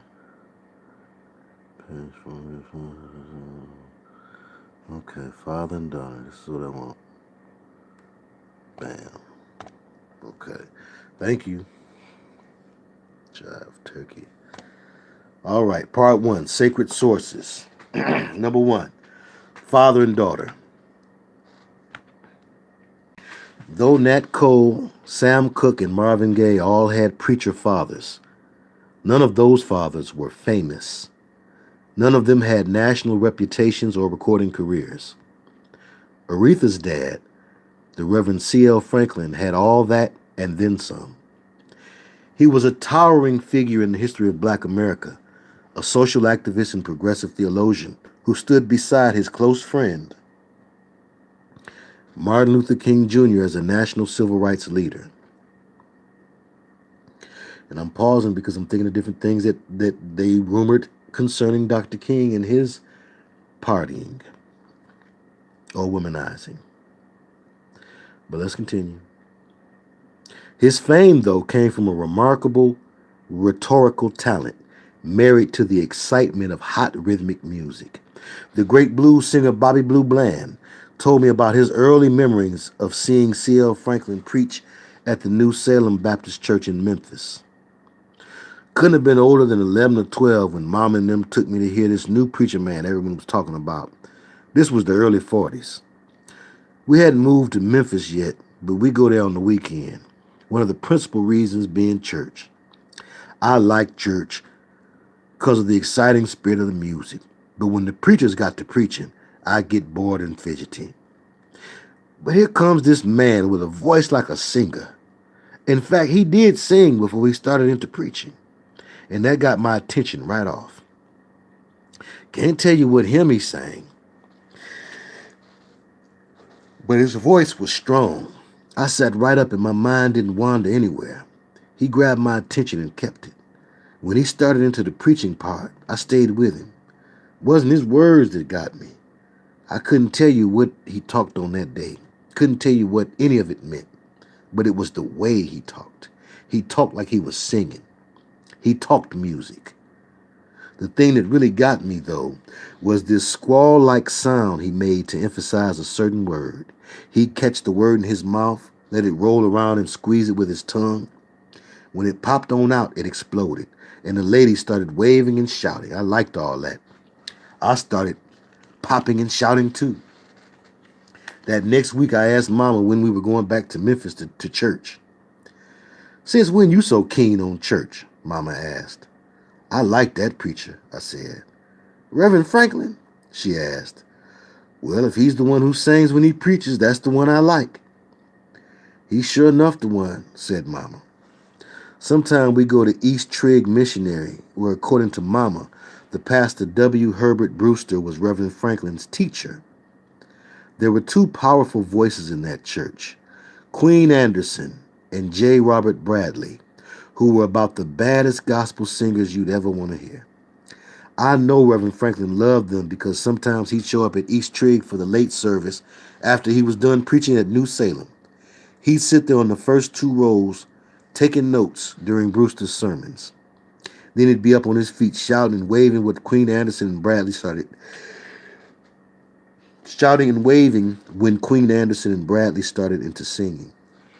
It wasn't long after that when I started fooling with singing myself. I liked whatever was on the radio, especially those first things Nat Cole did with his trio.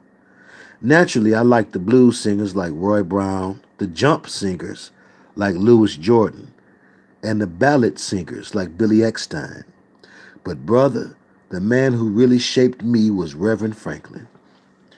Years later, when I started driving for B.B. King, it turned out B felt the same way about Reverend Franklin.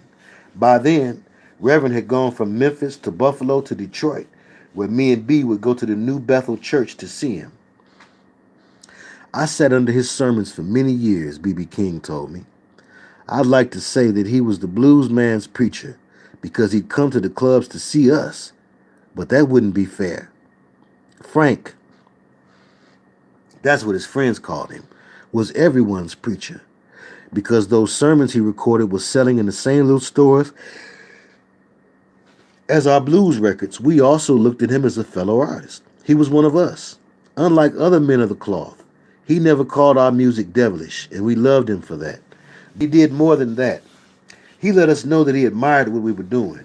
He called us true artists and had no qualms about telling the world just how he felt. That made us feel like royalty. The fact that Reverend was a liberal, even a radical, in the severely conservative black church culture shaped Aretha's story on every level. To take on that culture required an unusually strong character and conviction. Reverend had both. He possessed rhetorical genius, said Jesse Jackson, who preached at CL's funeral in 1984. In the discussion I had with him in 2008, Jackson described his mentor as the model of the modern black preacher. He not only infused his messages with great poetry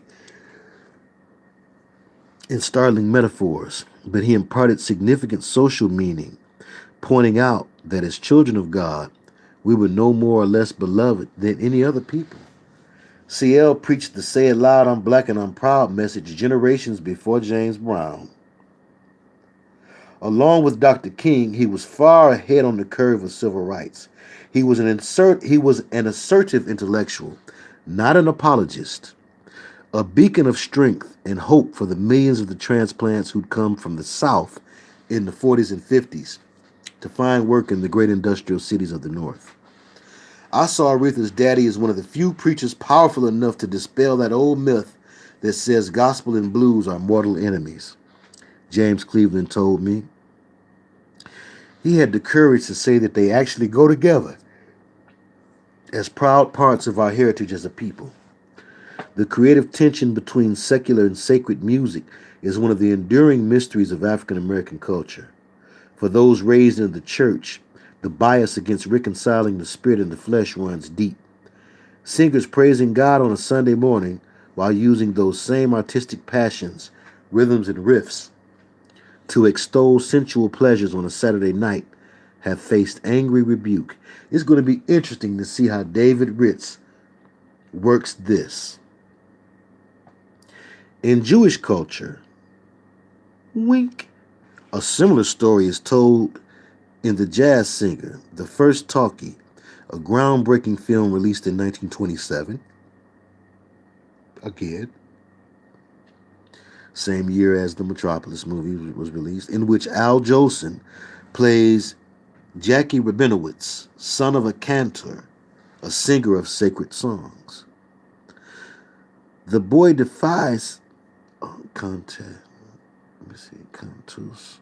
The boy defies his ultra-religious dad by singing popular songs and leaving the synagogue for the stage. Ironically, Reverend C.L. Franklin was, along with his daughter, Aretha, an Al Jolson enthusiast. And doubly ironic is the fact that it was Franklin, a pure product of the black church, who defied this strict separation of gospel and jazzy blues. And that separation needed to be there. I hate to say. I believe, I don't know, in the 20th century, the sacred-secular split begins with Thomas A. Dorsey, the former barrel house pianist known as Georgia Tom, who invented modern black gospel music in the 30s by infusing blues into songs of worship. His first hit, Precious Lord, Take My Hand, was sung by his student Mahalia Jackson at the funeral of Martin Luther King Jr. Aretha sang it countless times, yet the black church community was slow to warm to Dorsey's music. They considered it too jazzy. Even when it was adopted into the repertory, old-timers complained that it was tainted with fleshly harmonies. There would be some harmonies that were fleshly. There are some harmonies that cause lust to rise up. Let's continue. The jazz singer archetype, the singer caught between the church and the world, persisted in the black community throughout the 40s and 50s. The jazz singer dramas vary, but are linked by the same essential storyline, a terrible tension between singing for God and singing for sex. Superstition in the black community ran deep. Remembering the death of Jesse Belvin in Arkansas in 1962, Ray Charles told me, Jesse used to talk about how he directed the choir in some church in L.A. His people warned him about leaving the church, but like most of us, Jesse had stars in his eyes. When he started singing R&B, you could hear church in his voice. He was the cat who wrote Earth Angel. Wow, I knew it! I always knew that was a songwriter's secret song. I've said that on these broadcasts, on the songwriter's secret videos. Wow, never looked into it. That always felt like a religious song to me, says Ray Charles. Wink. Well, when Jesse and his old lady were killed in a car wreck, folks started talking much spit. They said he was dead because he left the church. They were sure that God was punishing him.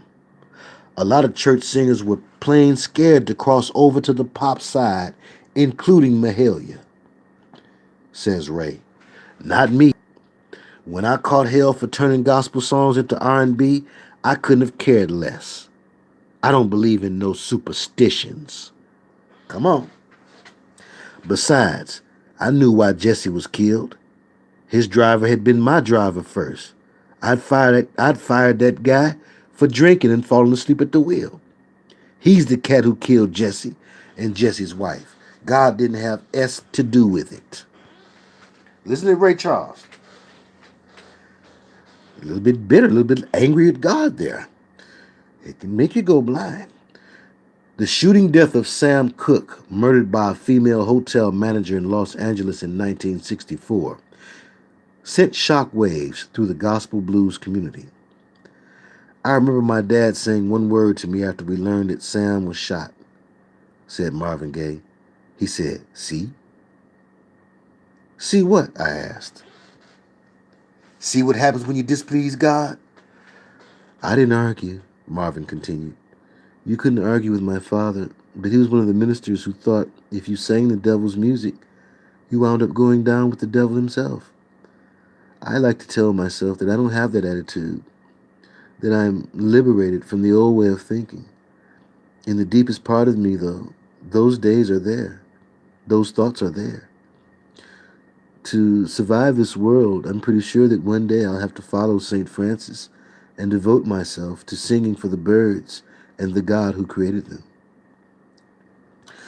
One of the most astounding things about CL, said James Cleveland, is that although his liberal attitudes about music seem like they should be coming from someone educated in the North, he was a farm boy from the Deep South.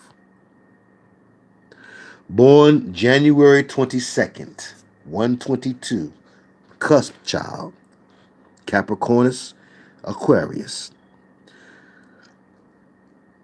And interesting that it says that the liberal attitude was one that you got primarily from the educated. They went to school, the library made the liberal, lib, and women's lib came from all of that. But the educated person was the person who would be given these progressive ideas, more so. And progressive just meant inclusive, or a loosing of inhibitions. Let's read. Born January 22nd, 1915, in rural Mississippi to sharecroppers, Franklin was raised by his mother, Rachel, who would, in turn, raise Aretha. Big Mama, as the family called her, was the prominent maternal figure in Aretha's life. CL's dad disappeared when the boy was 4.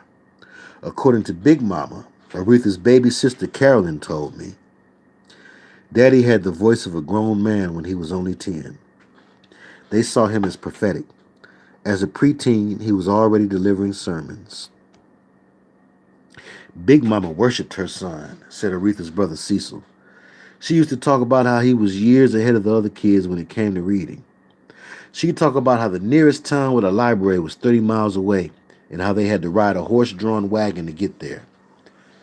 By the time he was 13, he had read novels by Charles Dickens and Nathaniel Hawthorne, The Scarlet Letter we just referred to with Cardi B. Cardi B exemplified The Scarlet Letter, which was by Nathaniel Hawthorne, in her video, Bodak Yellow or whatever. Stupid song, stupid video. But anyway, I digress. I love it when these things connect together. But he had read novels by Charles Dickens and Nathaniel Hawthorne and could name the books of the Bible from Genesis to Revelation. Not only name them, but write commentaries on them. In deep backwoods Mississippi, he was considered a phenomenon, a wonder child. At 14, CL experienced what he called my born-again baptism in the Sunflower River. Despite not completing grade school at 18, he was preaching on a circuit of churches from Cleveland to Clarksdale, Mississippi. Before turning 21, he enrolled at Greenville Industrial College, an unaccredited Afro-Baptist school surrounded by sharecropper plantations. I had lived and worked in Greenville, said B.B. King. That's part of the reason Frank and I got along so well. We knew the territory of each other's upbringings. We had both been treated like dogs and called dirty niggas. We had both witnessed the lynchings, yet our mamas taught us to believe in a God of justice. Frank told me that his college had taught him to believe every word of the Bible. You had to read it literally. He told me that when he challenged one of his teachers by mentioning the theories of Charles Darwin, the teacher slapped him across his face. But even then, Frank understood that although there's deep truth in the Bible, there's also poetry, and that all poetry is open to interpretation. Daddy's college was all about Booker T. Washington's go-slow accommodation approach to the racial question. Said CL's son Cecil, Booker T. Washington, stressed technical colleges for blacks, while W.B. Du Bois, his adversary, argued for a liberal arts education that would increase our ability to think deeply and critically. Ironically, in spite of his fundamentalist indoctrination at Greenville Industrial, Daddy ultimately rejected fundamentalism. In sentiment and philosophy, he was closer to Du Bois than Washington. His deep intellectual curiosity led him to read with not only his heart but his head. He swam against the cultural tide of his times and by the natural force of his native intelligence became a progressive. Daddy loved the Lord as passionately as any fundamentalist, but he understood that God's word was often not self-explanatory. God's word required informed and loving explanation on the part of man. By age 19, CL was married to Aileen Gaines. By 21, he had divorced Aileen and married Barbara Siggers, who had a young son, Vaughn. When CL was 23, Barbara gave birth to their first child, Emma Vernice. By then, they were living in Memphis, where at age 24, the Reverend preached his first sermon at the New Salem Baptist Church, where Bobby Blue Bland, first heard him. That was 1939. Barbara and CL's son, Cecil, was born in 1940. Okay. That same year, Franklin fathered another child, not with Barbara, but with Mildred Jennings, who was 12 years old when she became pregnant. Uh-oh. The same year, Franklin fathered another child, not with Barbara, but with Mildred Jennings, who was 12 years old when she became pregnant with CL's daughter, Carol Allen. The scandal was kept secret from his other children until he sat them down in 1958 and revealed the truth to them. On March 25th, 1942, the day before my man D Point was born, and the day before Mattie Moss Clark was born. On March 25th, 1942, Aretha Louise, named after his father's two sisters, was born in Memphis at 406 Lucy Avenue to C.L. Franklin and his wife, Barbara. C.L. made his first foray into the media world in Memphis in the early 40s.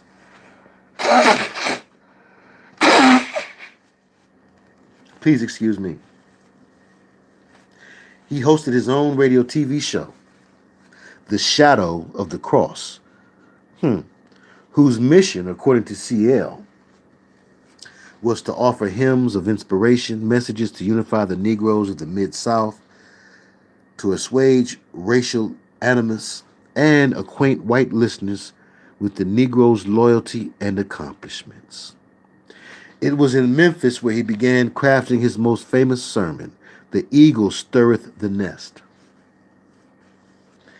80 years after Franklin employed the graphic and highly complex metaphor, the sermon is included in several academic anthologies of literature, is taught in colleges, and remains one of the essential texts of African American history. In 1944, the family moved to Buffalo, New York, where C.L. preached at the Friendship Baptist Church. That same year, the last of the four Franklin Siggers children, Carolyn Ann, was born. As a media presence, C.L. grew increasingly comfortable. In Buffalo, he became the first black preacher to utilize radio. According to his biographer, Nick Salvatore, Franklin's Voice of Friendship program highlighted religious worship, including, at times, a brief sermon by C.L., gospel music, and commentary on current events. During the summer of 1945, when C.L. was 30, his big moment arrived at the National Baptist Convention.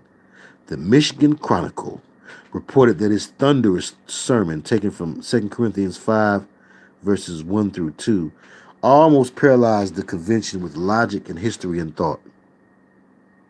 The scripture itself, for we know that if our earthly house, this tent, is destroyed, we have a building from God, a house not made with hands, eternal in the heavens, proved ironic. The forcefulness of its message led to a new earthly church home for Franklin. His fiery delivery caught the attention of the elders of Detroit's New Bethel Baptists, who, when their pastor Horatio Coleman resigned, invited C.L. to lead their congregation. Starting in the summer of 1946, isn't it close to the Roswell? Anyway. Starting in the summer of 1946, when Aretha was 4, her family moved to Detroit. Some reports have said 2. Okay, so the book is saying 4. When Aretha was 4, her family moved to Detroit, where in the early 50s, Reverend C.L. Franklin became a national star. Idealization is a fascinating phenomenon that I came to better understand while collaborating with Aretha on her autobiography, From These Roots. I saw Minnelli on Minnelli, the Broadway show where Liza sang songs associated with the movies of her dad, director Vincent Minnelli. She reminisced about how Vincent and her mother, Judy Garland, met on the set of Meet Me in St. Louis. Anyone remotely familiar with the Garland-Minnelli marriage knows that it was stormy from the start and ended in bitter divorce. But Liza didn't tell that story. She painted a portrait of an idyllic parental relationship that led to Liza's idyllic life. In reimagining her childhood as a privileged daughter of two deliriously happy people, Liza created a fairy tale that swept away the pain of a traumatic past. And from these roots, Aretha speaks of her two sisters, Irma and Carolyn, and her two brothers, Cecil and Vaughn. She does not disclose that Vaughn was her mom's son by another man. Neither does she mention Caroline, the daughter born to her father and the teenage Mildred Jennings. She clings to the myth that while they were together, her parents enjoyed an idyllic relationship. In the dedication of her book, Aretha wrote, "I dedicate my book to my parents, Reverend C.L. Franklin and Barbara Siggers, who came together in love and marital bliss, and out of this union came I, Aretha." Aretha was vague about the exact moment when her Mississippi-born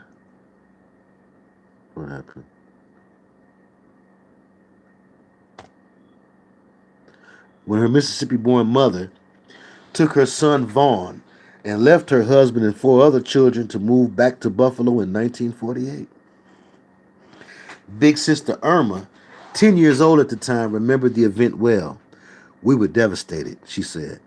"Mother was an extraordinary woman, extremely beautiful and bright. Her singing voice was angelic. I believe she could have been a vocal star. She also played piano. She worked as a nurse's aide, and even though Daddy had a good salary from the church, I felt that she wanted to be independent. Maybe that was the source of the problem. I really didn't know. I do know that my parents' relationship was stormy and that my father had a violent temper.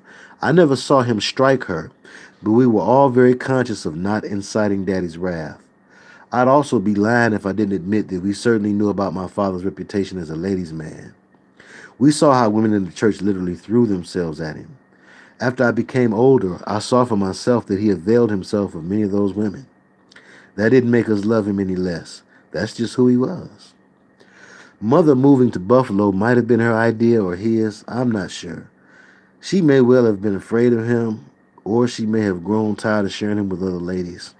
I must say, though, that my parents handled the situation maturely. She assured us that she would always be our mother and we could visit her whenever we wanted, and we did.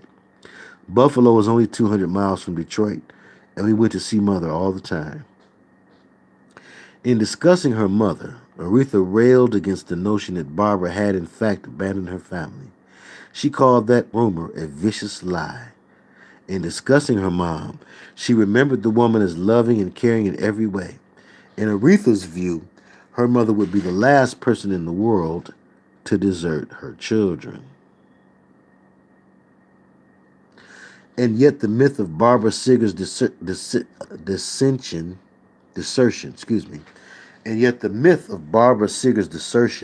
continued. As recently as 2012, Anthony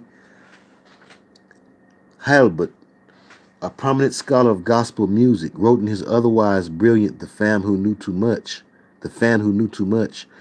Barbara Siggers left home when Aretha was 10 and died a few years later without seeing her children again. In fact, Aretha was 6 when her mother moved back to Buffalo in 1948, and according to all 4 of the Franklin siblings I interviewed, they visited her on a regular basis. "My father was a different kind of man," Aretha's big brother Cecil Franklin told me when we spoke in the mid-1980s. "His loyalty was essential to God, his children, and his congregation. He was never going to be a one-woman man. In contrast, Mother was certainly a one-man woman. She was totally devoted to him and did not like sharing him with the world. During those visits to Buffalo, I know she wanted us to permanently move in with her, but that wasn't going to happen. Not only were we a handful, but she didn't have the funds to raise 5 children.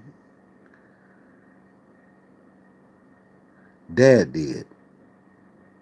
All sorts of women from church were more than willing to look after us. Plus we had Big Mama, who ran our household with an iron fist. It was highly unconventional in those days for a father to assume custody of his children after a marital breakup, but C.L. Franklin was a highly unconventional man.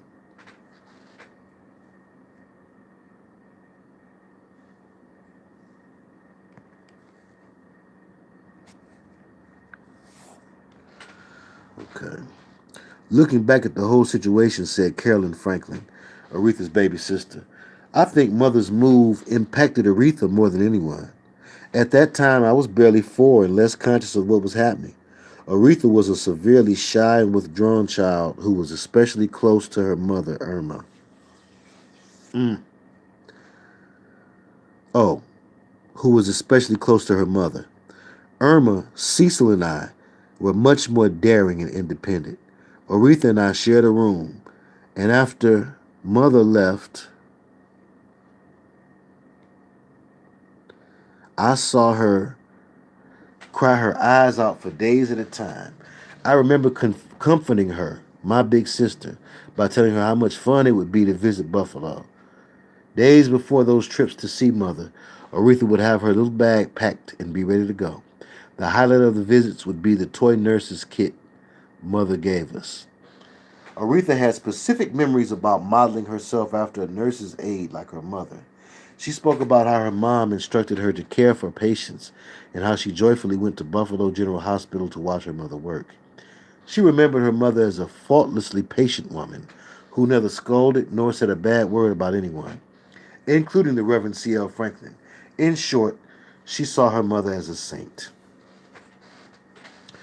Her memories were also specific when it came to her mother's house in Buffalo on Life Street in a tree-lined neighborhood called Cold Springs. She recounted the furnishings, the blue and silver velvet chairs, the fancy couches, the upright piano. She and her mother sang together. There were times Aretha cherished most. Because the house was small, she and Irma slept next door at the home of Mr. and Mrs. Dan Pittman. Mrs. Pittman taught Aretha to crochet, a skill she cultivated throughout her life. During those trips to Buffalo, I remember, we were introduced to a gentleman, Trustee Young. I presumed he was Mother's boyfriend. We loved riding in his big car. Sometimes he'd take us to Niagara Falls. As much as Aretha adored our father, said Cecil, she would have been thrilled to live with Mother. If she hadn't been so wary of displeasing our dad, I'm sure she would have asked him. But that question would never be posed. Dad made it clear that wasn't an option. So every time we had to leave Buffalo and return to Detroit, it broke Aretha's little heart. Dad did everything in his power to make Ree feel secure, but I know insecurity invaded her spirit at an early age. For all that she has achieved in her life, I think that insecurity has never left her. In fact, I believe it defines her, that and her soaring talent. On stage and in the studio, no one is more confident, Carolyn told me. But off stage, it's been a different story. She's changed a lot over the years, but if she acts extremely assertive now, I believe it's to overcompensate for her doubts. It sounds crazy that someone as gifted as my sister Aretha would harbor doubts, but she does. That came as a direct result of a challenging childhood. The Aretha I began working with seemed anything but insecure. That's why I was surprised to reread the interviews I'd done with her siblings a decade earlier. Because Irma, Cecil, and Carolyn were all in agreement, I had no reason to doubt them. Aretha had been an insecure little girl.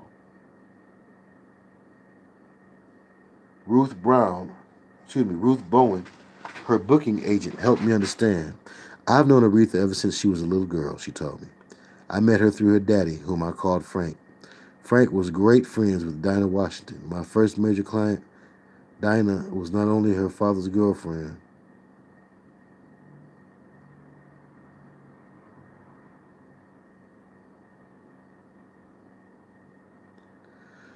Okay. I've known Aretha ever since she was a little girl, she told me. I met her through her daddy, whom I called Frank. Frank was great friends with Dinah Washington, my first major client. Dinah was not only her father's girlfriend for a minute. At one point, she was also Ted White's girlfriend, the man who became Aretha's first husband. Ted and I were close, but don't let me get ahead of myself, honey. Let me tell you about the kind of child Aretha was. She was a traumatized child. That's who she was. It's one thing to have your mama move out of the house for reasons you don't understand, but it's another to have your mama die of a heart attack as a young woman. Aretha was 10 when that happened. And it happened just like that. No preparation, no warning. Frank told me that he was afraid that Aretha wouldn't ever recover, that she was unable to talk for weeks. She crawled into a shell and didn't come out until many years later. What brought her, of course, was the music. Without the music, I'm not sure Aretha would have ever found her way out of the shell. In From These Roots, Aretha devotes less than a page to the death of her mother. She simply recounts that her father called the 4 children into the kitchen and said that Barbara had died of a heart attack. She assures the reader that her father could not have been more understanding. In her account, there is no attempt to process the pain because, according to Aretha, pain is a most private concern. And we made it up to page 24. So please join us Saturday for the Hermetic Theater, where we will indeed read some more. But we're going to pick up, again, if the creek don't rise and the Lord say the same, we'll have a Friday show. We'll either have a Thursday or a Friday night show, okay? And then we'll pick up with the readings, so by Saturday we will be back on track. That's what I'd like to do. If you guys would be so kind as to come back. And I also appreciate everybody who was able to hang in here tonight. If you can, please hit that like on your way out. I would appreciate you. We've got 112 folks watching, 78. Hit the like. Please, let's get some equality tonight. Let's get those numbers as close to equal and even as possible as we talk about equality and civil rights. So, thank you all.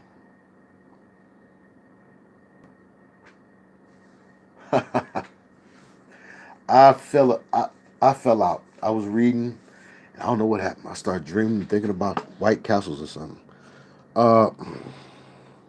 Seriously. So, peace and blessings to everybody who listened in, and I appreciate you all. Yes, indeed. I can't do no more. 5:40 a.m. That's enough. And welcome, Chocolate E. Let's ride. Yeah. This is enough. So I'll catch y'all on the flip side.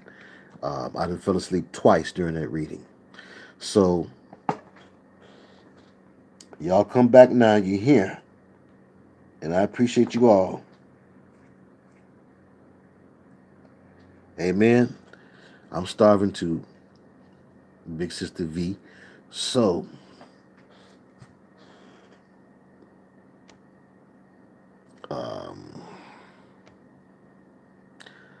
I've got a turkey calzone waiting on me, and I'm gonna get to that and lay it down. But again, join us either Thursday night, which is tonight, or Friday night for a continuation show. Not necessarily not a continuation of this video, because we need to do. I do believe in this video, but we will continue with our readings, and we will begin our watching and breakdown of the movie The Mephisto Waltz. Okay, where the transformation scene is so key. And I thank you for checking out The Secret Life of Queen Bees. That is what this was. All of these different Mother Goddess figures. Xena, the warrior princess. Wonder Woman, who was indeed named Diana.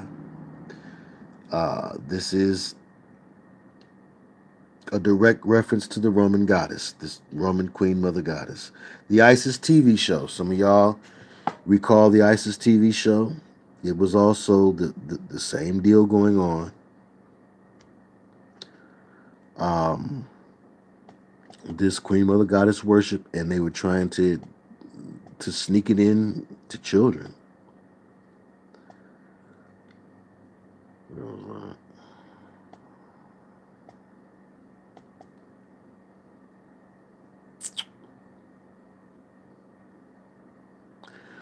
I wanted to end with that one if I could find it real fast. Anyway, I don't know what it's called.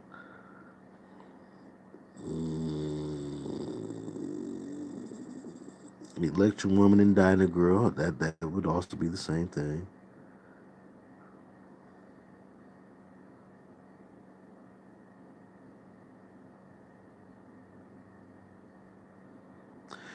Taylor Swift.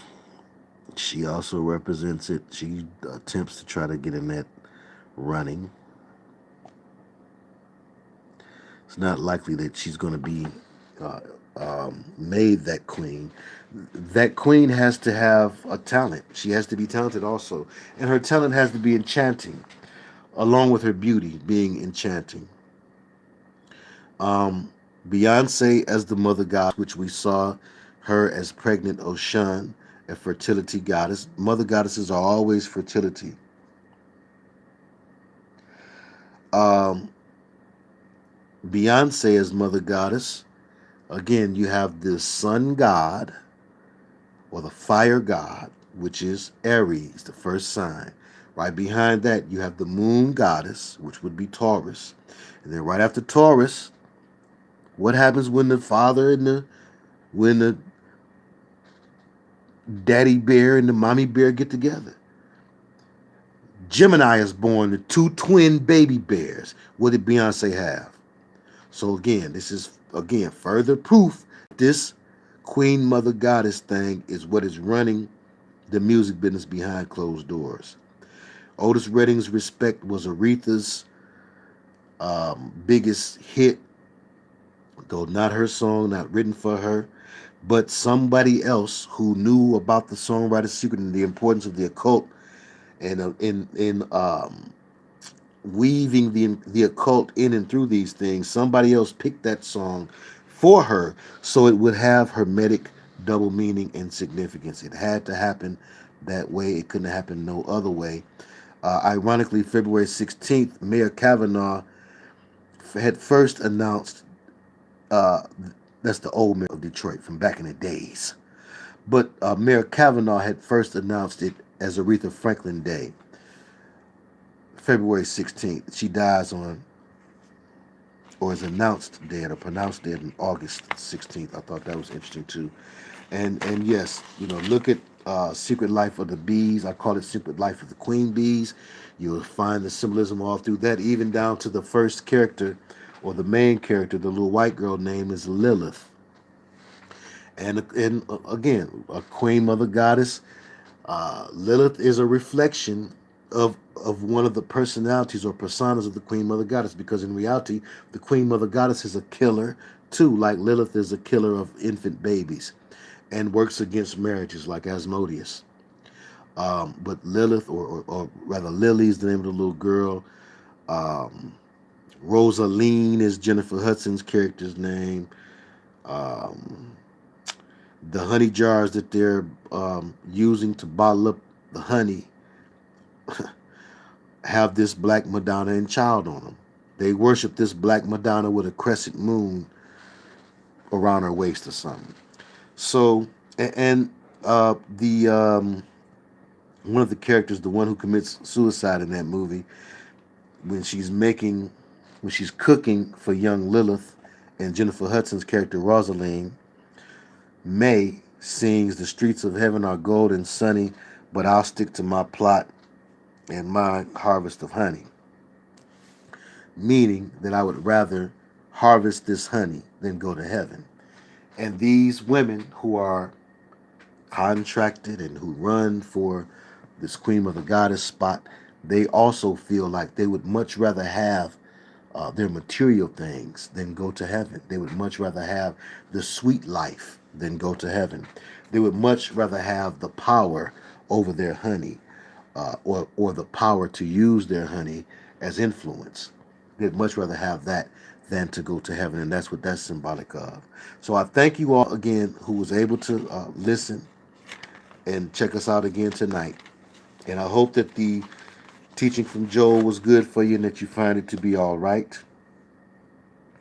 And I also invite you back here. Please do come back. If you have something that you'd like to add, y'all really did a fire job adding on to the chat last time with the Aretha Franklin stuff. And so many of those comments were born from things that you guys said in the chat, and some of them just were straight up things that you said in the chat. And I appreciate you all for that.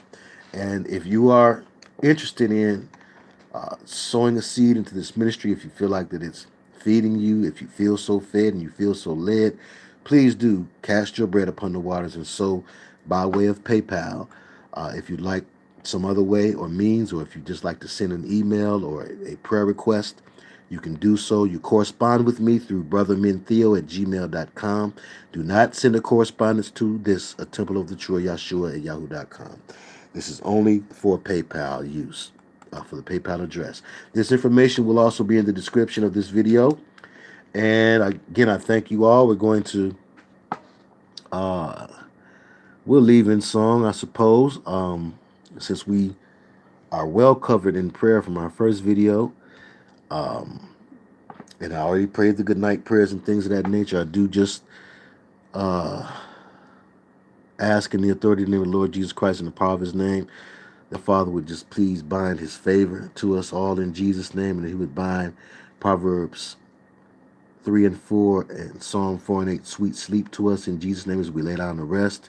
Let us wake up rejuvenated and refreshed and feeling our best at the appointed time according to his divine time and order. We touch and we agree and we call it done according to Matthew 7 and 7, Matthew 18 and 18, 18 and 20, Matthew 1 and 22, and Isaiah 55 and 11, just to name a few. We touch and agree and we call it done. Amen and amen. God bless everyone. And thank you all for hanging in here late night. I see some folks have hung in here that I've never seen up this late before. And I do appreciate you. It's 5:49 a.m. Eastern Standard Time in the fair city of Detroit, Michigan, from whence I hail. And I appreciate you all, and I look forward to seeing you come back again as well. And to all the new folks, please don't hesitate to join us again.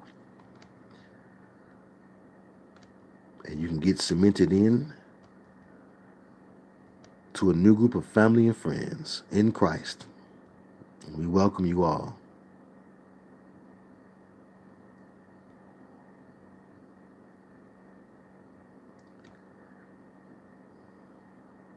We welcome you all, and we thank you, Father. Thank you, Lord.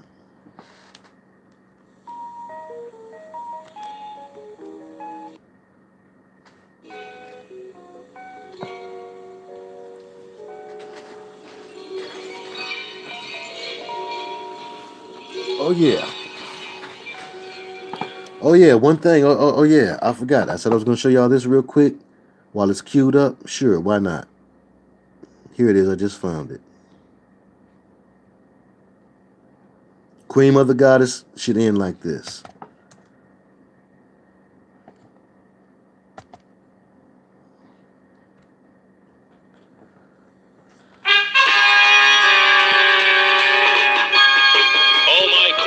Said the royal sorcerer to Hatshepsut, with this amulet, you and your descendants are endowed by the goddess Isis with the powers of the animals and the elements. You will soar as the falcon soars, run with the speed of gazelles, and command the elements of sky and earth.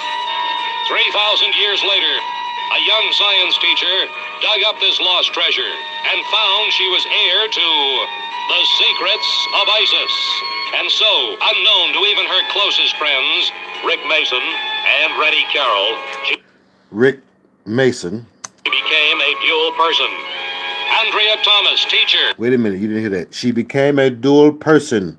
One more. I'm through. Here we go. And so, unknown to even her closest friends, Rick Mason and Rennie Carroll, she became a dual person. Andrea Thomas, teacher.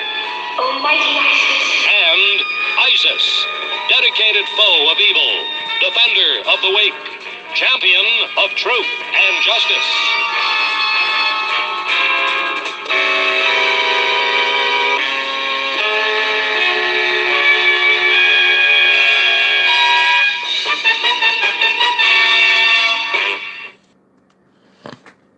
All right, now. Okay. So now let's end the right way with hallelujah. And I thank folks again, I thank everybody who was able to chime in. And we'll catch you on the rebound. Peace and blessings from Unplug 'em, Brother Minister Theo from Motown.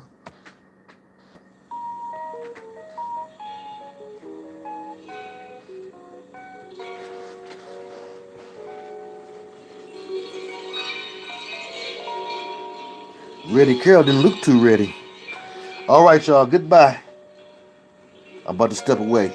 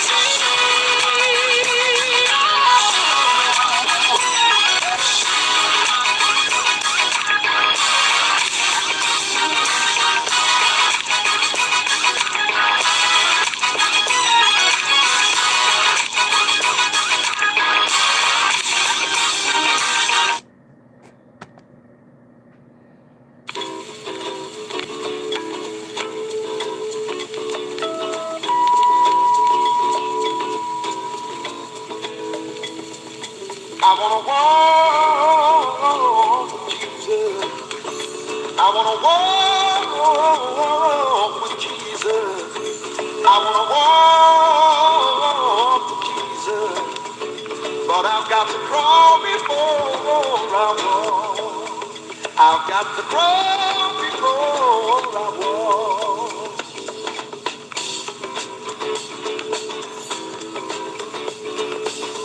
I feel so lost and lonely. It's just like I could die. I feel so lost without him. I've just got to find my guide. I've got to find my Jesus guide. 'Cause you know I want to be with him. I'm on board that salvation train. When your life don't seem worth living anymore, well, you've only got yourself to blame. Well, you've only got yourself to blame. Yeah. Yeah. He's so patient with his children, but I can't ask him to wait no longer. My brothers and sisters, start walking in the right direction, and you'll feel your faith get stronger. You'll feel your faith in Jesus get stronger. Hey, and then you know you want to be with him.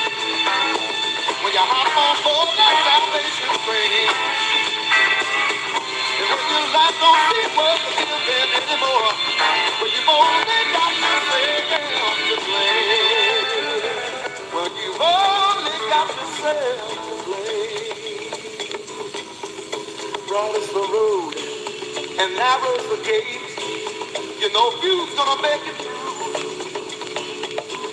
Hop on board that salvation train with me, 'cause there's so much more we can do. There's so much more from Jesus we